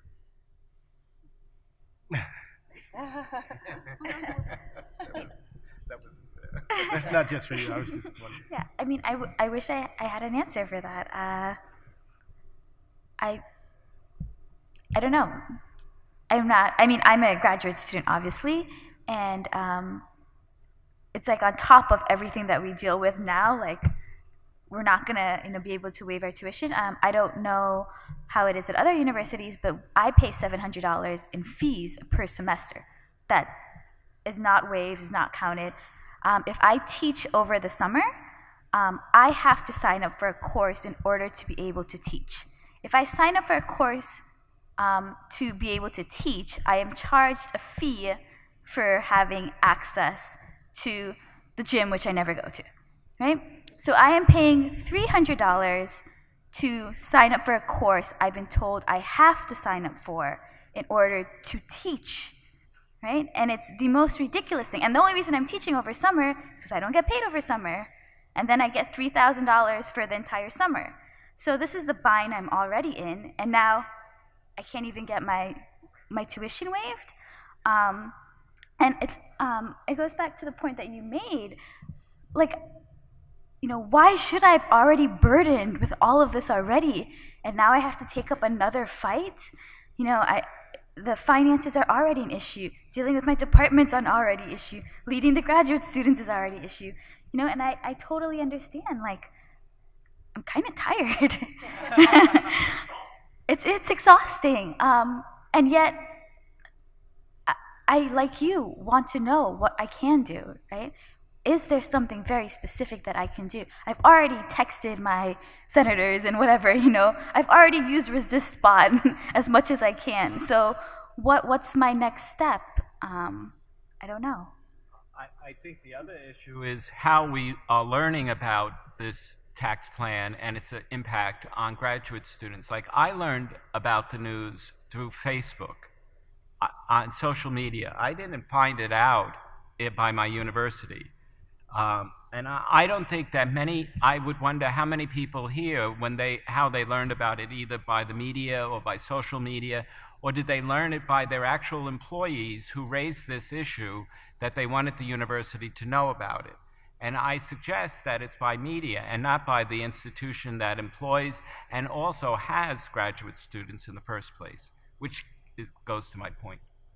So I think I want to make two sets of comments, one a little bit more theoretical and one a little bit more practical.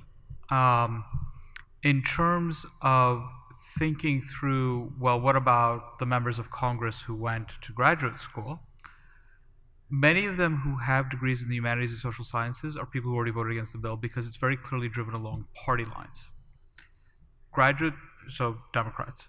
On the Republican side, the people who have graduate degrees tend to be lawyers and doctors who've been arguing for a long time that the purpose of higher education is to help you get a job. So if it's not practical, it's pointless.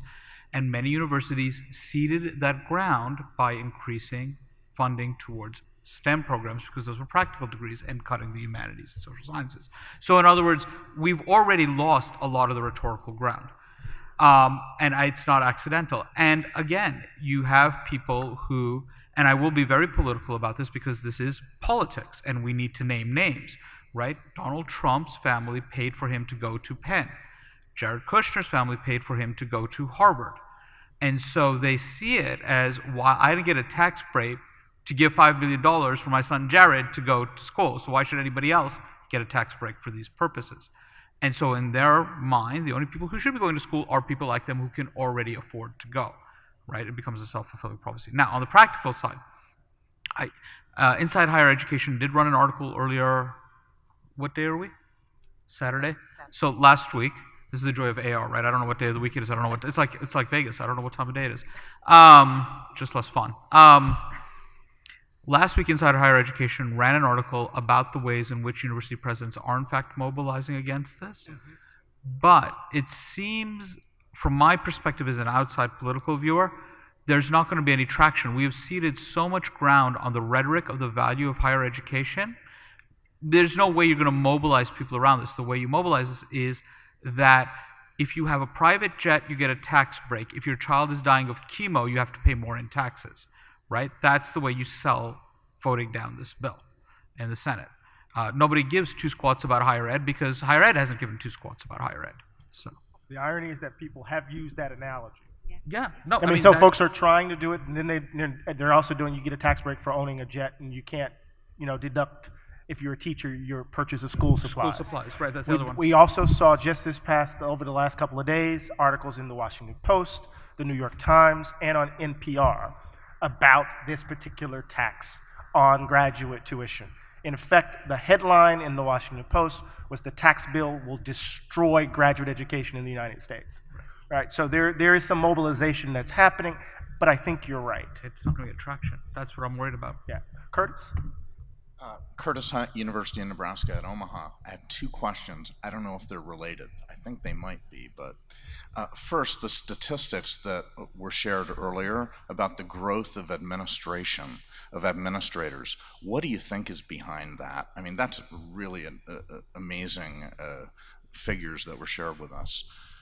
Secondly, at the University of Nebraska, we've had budgetary problems, I think because of the price of corn or something like that, for the last couple of years. And going forward, it looks like the state is not going to be funding education in the way maybe that it had in the past. The people that are actually, I think the administrators think are saving us, and I myself have benefited, private donors step in and they establish, whether it's endowments or centers or this or that. But it seems to me that this oftentimes comes with strings. Perhaps you could comment on the situation with donors as well. Thank you.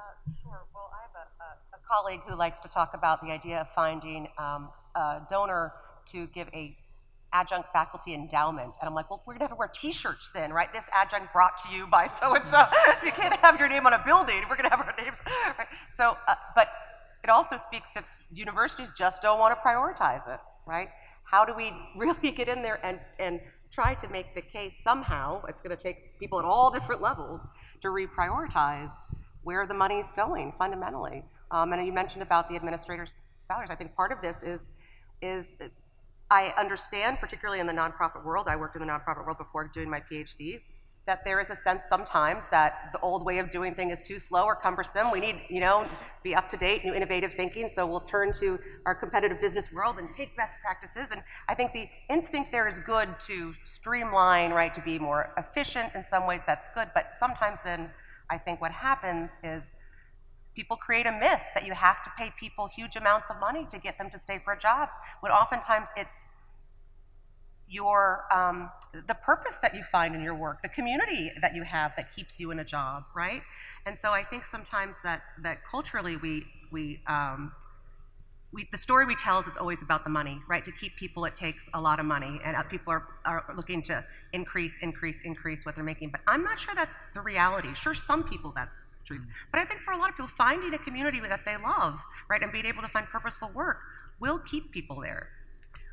So let me just ask a question, because I heard the question slightly differently. Yeah, but even if I didn't, I'd be curious to see your thoughts on this, which is, what do you think about what's fueling the growth of the number of administrators that's grown so much, rather than just their salary? I'd say multiple. Part of it is an increase in student services, and some of that is good, I'd say. I mean, we need to be tending to the health of our students, and we need to be tending to students who maybe before have different styles of learning who couldn't be there, so I think some of that's positive. I do think, though, that there has been a movement to really view higher education as a product that's being sold, and I think that's fundamentally, corrosive to the whole project. Anybody else? Yeah. Yeah, I'm just going to add to that, and the narratives about that huge growth of administrative positions has been connected to the huge growth, the money that's being poured into stadiums, into the branding of larger universities and their sports programs that are usually certain sorts of sports over others, like football, and connected also with facilities, huge dorms that are more luxurious than they might have been in previous years, like the whole kind of corporatization of the university system, that all these things are seen kind of as part of each other. I think that could be overbroad narrative. There are obviously huge advantages to the different sorts of positions that various administrators have, I would say, but that narrative tends to be kind of plotted in that way that I don't think is totally wrong. I think the three areas that you see the most growth at the university is development, information services, and athletics. That's where you see more administration and budgetary growth, those three areas. There's also, I think, a relationship between expansion of administrations and the attempt to diminish the power of faculties. So the story of the precarity of the professoriate is actually tied to the expansion of administrators. Yes. David Watt, I teach at Haverford College. So there's an awful lot more that the AR could be doing than it is doing.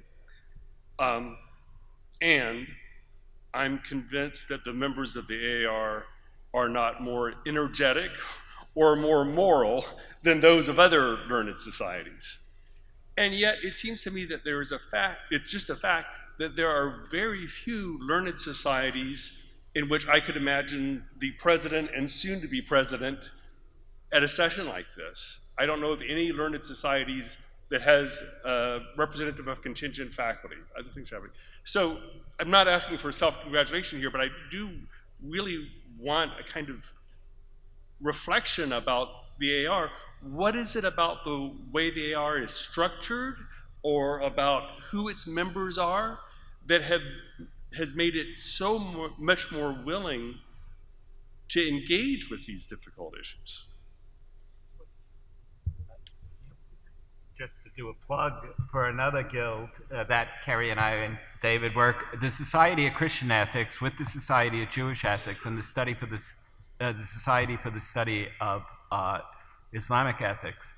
I think we're just as strong as you are here, but we do have the word ethics in our title, so it's kind of like shame you know, guilt is one thing, but shame is awfully effective. So I think it's, you know, like when I've talked at the Society of Christian Ethics, and the 2 times that I've spoken, I'd say that 10% of the audience were tenure-line faculty, so that when you asked hand raise, and we could see that it was really split here, that's really a good sign. I think that's a sign that actually we would find at the Society, because we're doing something at this, we're doing 2 events at the Society of Christian Ethics next January, and I imagine we'll see finally the tenure-line faculty joining in on that. So there are 2 sister organizations that I think have similar interests, in part because of their mission. I think, David, there's a general trend line across learned societies that we're beginning to see a decrease in membership. And that decrease in membership, of course, is affecting bottom lines in a number of different ways, and people are trying to account for that decrease. And part of that account involves the expansion of contingent faculty who are having to make choices about finite resources and what to do with them, right? So there's that. I think that's one thing. And I also think the activism within the AAR, right? So there were a group of folks who got together and really pushed this question and pushed it hard. And there's a presidential line that came into view that was open to it in a way. So I think it's a convergence of that fact. So I want to say that it's not a top-down reality, right? It's actually a bottom-up reality, right? That the membership has been pushing the organization. And I think representation at the level of the board is one consequence of that, and it's still going to happen. We're still pushing forward. Would you agree with that, Karen? Absolutely. I do think there's more movement. The MLA, the American Historical Association, a couple other learning societies have been moving on this, so that's happening. I think we might be just happen to be a little ahead of the curve right now, but I'm not sure if that's going to stay. But I think what Eddie pointed out is right. Part of it is just thinking strategically and survival because of the drop in membership. But the other piece too is I know even if people don't talk about them, they do question them, right? So even though sometimes tenure track have blinders on, it's kind of culpable blindness, right? They do see what's happening. And so I do think as things have shifted more and more, as more unions have come to campuses, that's also forcing the conversation. The one thing that AAR has done that I don't know of yet, and hopefully we'll see how we do this weekend, but I don't know of any other learned society that has given table space to different unions to be present at. So that's a pretty, I'm very delighted by that step, though, as I said before, unions are not a panacea, but they do require, it makes a legal requirement, right, for universities to negotiate with adjuncts. And without that, you often they don't have necessarily a reason to. So that's, I think, a very important piece to continue to talk about unionization, though unionization is only part of a much larger conversation. And I just want to put a footnote here, is that the AAR is also made up of members who are presidents, deans, provosts, people who are actually implementing the policies that we're describing.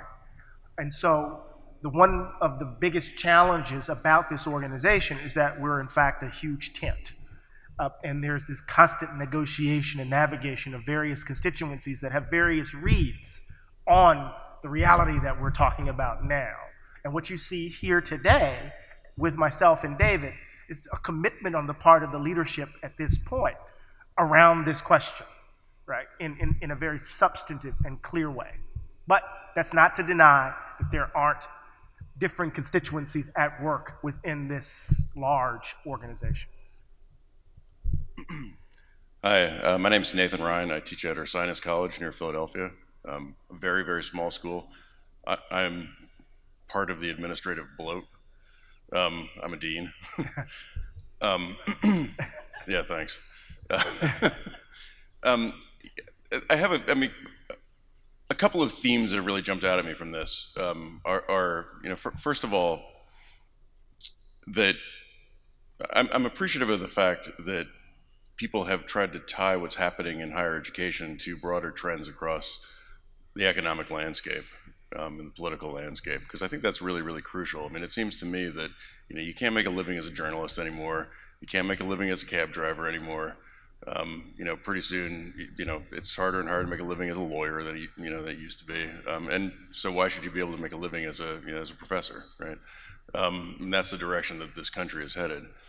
And when I look at the transformations that have happened in my small institution in terms of the growth of administration over the past 10, I've been there for 15 years, and I only, just to be clear, I only became a dean about a year ago. And the transformations that I've seen is, we've gone from having one part-time psychologist on staff to now having 6. We have a full-time Title IX coordinator. We have an information technology person. We have a communications officer that we didn't used to have. Things like that, which to me are actually, these are all people, in my experience, who are deeply, deeply committed to the mission of the institution and really want to be there for the students. But it's tremendously expensive. We've also seen our tuition sort of steadily dropping. Sorry, not tuition, enrollment. Okay. I was about to say. I wish, yeah. No, our enrollment's been shaky and going down. Our discount rate's been going up. And so I guess what I'm sort of seeing here is sort of a tension between attacking these problems as seeing them as a bunch of misplaced priorities within institutions on the one hand, or on the other hand, seeing them as, just part of a massive assault on sort of the professional middle class and, the existence of, not to be, too melodramatic about it, but, it's really sort of part of the existence of civil society, and the existence of a professional, world of expertise across the U.S. and across, a lot of the rest of the world too. So I guess my question really comes down to, it seems to me that the conclusion that I come to from hearing what you've been saying is that institutions of higher education may have the capability of trying to stand up against some of these broader societal trends, broader economic trends, via cultivating some kind of internal solidarity, connecting guilds with institutions. I sort of wonder, about, for example, the role of the AAUP. If there's connections to be made between, AAR, MLA, and organizations like the AAUP. But what are some of the ways, in your mind, that we might be able to exert some pressure on our institutions to take a more active role in fighting some of these trends? It's like my president, I think, is still trying to work out a way to respond to the, DACA stuff from 3 months ago or Right. however long it was. We move slow. Thank you so much. Please. Anyone? No. Thanks, Nathan. So look, I don't think all administrative bloat is bad, right? We need some of it. Carrie's talked about increasing access. But I also think some of the roles are emblematic of the deeper structural issues with the university. So the reason we need a Title IX coordinator, and we've seen this from the lawsuits, from the implementation of Title IX through the various lawsuits, is that we, for some reason, have a really hard time accepting the fact that women are people, right? And that's an ongoing concern. I think that's a problem with university ethics, right? That we can't recognize women are people, people of color are people, economically marginalized people are people, trans people are people, gay people are people. We can just go down the list, and we have a hard time structurally with that. I really think that one of the ways in which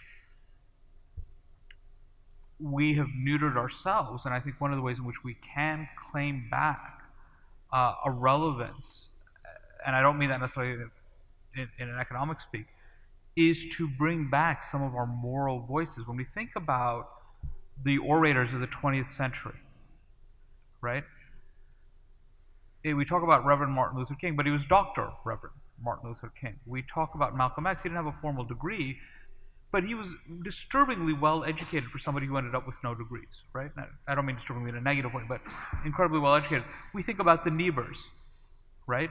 And the role that they played, or Abraham Joshua Heschel. You know, I'm sticking with religious people because of where we are. But the ways in which we want that depth of knowledge, that analytic insight, and that depth of commitment to community that is sort of lacking. And I think by keeping people from expressing opinions in public voices, or seeing their work as having some meaning besides getting published in journals, the universities have assured that there is no meaning to the university other than to train people who speak for the university. And so for me, I think that's a quick, easy thing. Let the faculty loose, cut them loose, let them be these voices. And say that if you want moral clarity, yes, it's going to come from seminaries, but it's also going to come from universities. We are part of that civil society that should be holding power accountable, not subsuming our will to the structures of power, or participating in those structures of power. Sorry, that's the high horse. I don't even know if that's what you were asking anymore at this point, I think, but that's, yeah. I was going to say something along the same lines in terms of one, I think we have to start thinking very creatively and differently than we have about the academy before, I think, and one of the ways that we can do that is trying to give people credit, right, at least some type of credit, whether they be tenure line or not, for public engagement, right? I mean, why shouldn't community engagement mean something, right, in terms of review? Why shouldn't giving back immediately to your community on the local level matter for the types of communities we want to create? So I think is potential there if people are willing to take some risks and try out new models for what could be. I think that could be one approach to it. I'd also say that in terms of, particularly around contingent faculty, one of the challenges is people have tended to think about it differently than other types of work on campus, which I think is odd. So we recently had a conversation about trying to increase the average course compensation through union negotiations, and some tenure line and some administrators really saw it as a stipend, right? That you receive a stipend, even though you may have had your PhD 10 years or whatever, that you're getting a stipend, and that it shouldn't increase with longevity. This was, to me, the fascinating part, right? That you come in, you do your job, and you leave, but you shouldn't get paid more if you have taught that course for longer. Everybody should get the same, and that's a good thing because we're treating all of our part-time people equally, right? And you're kind of going, wait a second, if you're full-time, you get cost of living increases, you get merit review, you have some other mechanisms, right, to reward you for your work, and there's a recognition that your work gets richer and stronger as you build communities and knowledge about the institution, and none of that matters when it comes to contingent faculty, right? And maybe other types of workers as well, but it should, right? The relationship piece should matter. And I know it's easy to say should matter, but I do think that there can be ways to try to reframe these things. And I think the challenge is always then at multiple levels, right? That tension that you spoke to, I think, is right. It's a larger economic trend, but it's also decisions made within the university. So it just has to be at multiple levels. I don't think there's much transparency at the university. And I think because of that, the university is not a credible moral institution. If, for instance, if it wasn't for the Chronicle of Higher Education, we would not know the disparities of salaries at universities. If it wasn't for new faculty majority, we wouldn't know the disparities about contingent faculty salaries. These are done by journalists who manage to ferret out hidden documents to know. So who is the most highly salaried person at a university? Is it the athletic director? Is it the dean of the law school? Is it the dean of the business school? Is it the president? All these questions are coming out from journalists, but they're not disclosed by the university. The university has an aversion to transparency. So you can think of whenever there's a sexual assault on the university, look what the Obama administration had to do in issuing its white paper to compel most of the Ivies alone to report candidly and truthfully on what their rate of sexual assault was and how that wasn't addressed. So the university has really very little moral standing. There's a fiction that goes on, but in terms of the actual exercise of ethics,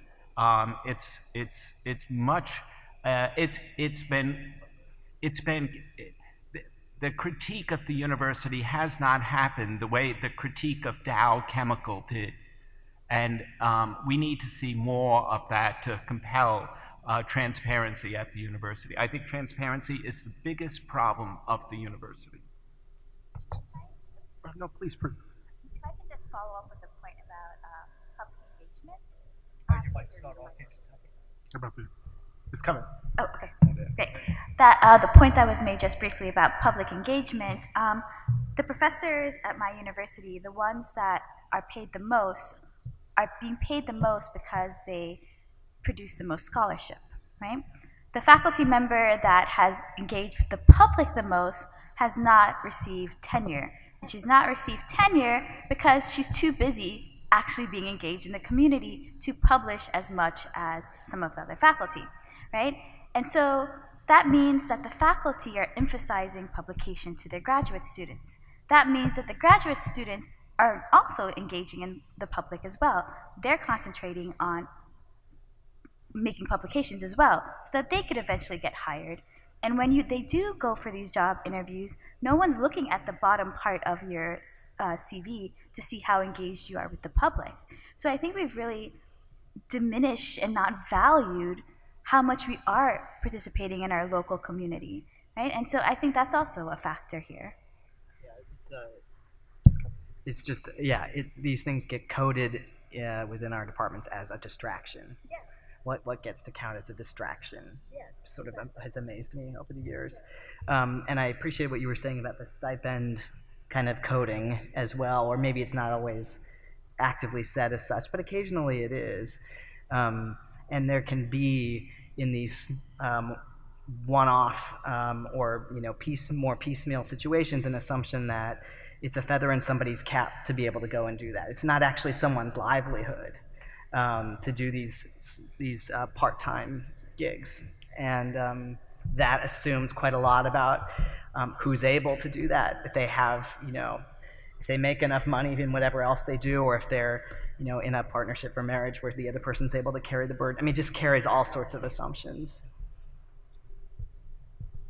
Hi, my name is Susan Hill. I teach at a public institution, so I would just say our salaries are completely available for everyone to see. So, I mean, there is transparency in some way. And we're also struggling a lot with how to think about community engagement as promotable labor. So that kind of thing is happening, I think, in the world. I'm fascinated by the fact that we've had this entire conversation and tenure has not come up as a big piece of this conversation. So I am a tenured full professor. My partner is a renewable term instructor. And one of the things that I notice, because I have an administrative position as well, is that we have at our institution any number of incredibly awesome instructors who are getting paid about 2/3 what the tenured faculty are getting paid, who are on year-long, year 2 or even 3-year contracts, who teach more and better, who publish, who do an enormous amount of service for the institution, and the tenured faculty in their department don't do nearly as much work as they are. And that particular ethical issue is a huge issue for me personally, but also just because I watch my colleagues who are doing all of this labor, and I see other colleagues who are not doing anything. They're not doing scholarship, they're not doing service, they're barely teaching their classes, and they're getting paid an enormous amount of money. And so what is the mechanism for accountability, and is the thing that needs to happen getting rid of tenure? Jim, this will be the last question, so we'll allow you to start, and we'll go from there. We do have a panel on that tomorrow, at the end of tenure, from 1 to 2:30. So please check that out. I think that's a serious issue, and there are places that don't have adjunct faculty because they've been able to retain tenure, and there are places where tenure is simply not going to come back. And so I think, again, it has to look at a number of different strategies. I think one of the issues has come up, well, what if we just had, longer multiple-year contracts? But even then, that gets troublesome. How long is enough to build a life, to allow for life to happen, for babies to be born, for parents to die, for marriages to fall apart? What's, for people to get to know their community and get to know their institution, how do you frame that?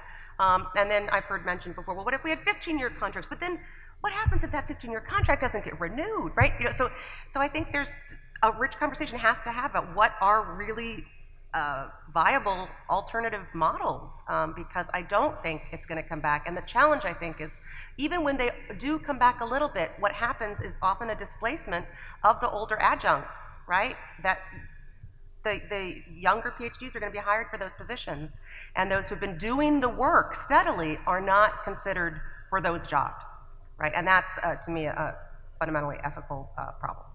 Yeah. I think that the way you described, how tenured faculty are as opposed to what I would call professor of the practice, full-time contingent faculty. Yeah, right. I know, but I think you're spot on. I would like to, in particular, note that I have found that with tenure-track applicants, that when they start at a university, their blinders are now on research, accountability to the chair, and teaching. They do not participate, nor do they know much about what's happening at the university. There's a way that they've withdrawn themselves because their mentors, what you were talking about earlier, their mentors advise them not to get buried down because they're supposed to solely do research. So we had a racial incident at our university 2.5 years ago. I hosted a race panel. We had 400 people at it. I asked the tenure track people how many of them went to. There were 450 people there. I asked how many of the tenure track. They didn't know about the race panel that many of the university people, but all 18 of the professors of the practice were there, and many of their colleagues. And that's an anecdotal point. But what I'm trying to say is that the future of tenure is in the tenure track line, and they're actually going in a more negative direction than the actual tenured faculty are. The reason why Maria Maisto calls it the new faculty majority is not simply numeric. It's because there's a new concept of faculty that's emerging by their practices. And that's what we're going to see happen. They're the only ones right now that are actually asking for horizontal accountability. Contingent faculty, whether through unions or not, are asking for horizontal accountability, and the tenured faculty still do not know how to ask for that horizontal accountability. Well, we've come to the end of our time. I would like to give everyone an opportunity for a closing remark really quickly, but if not... Thank you. Please get involved. We're so glad that you're here. Please keep coming to our panels. Yes. Thank you. Likewise, yes. Thank you so much. Thank you.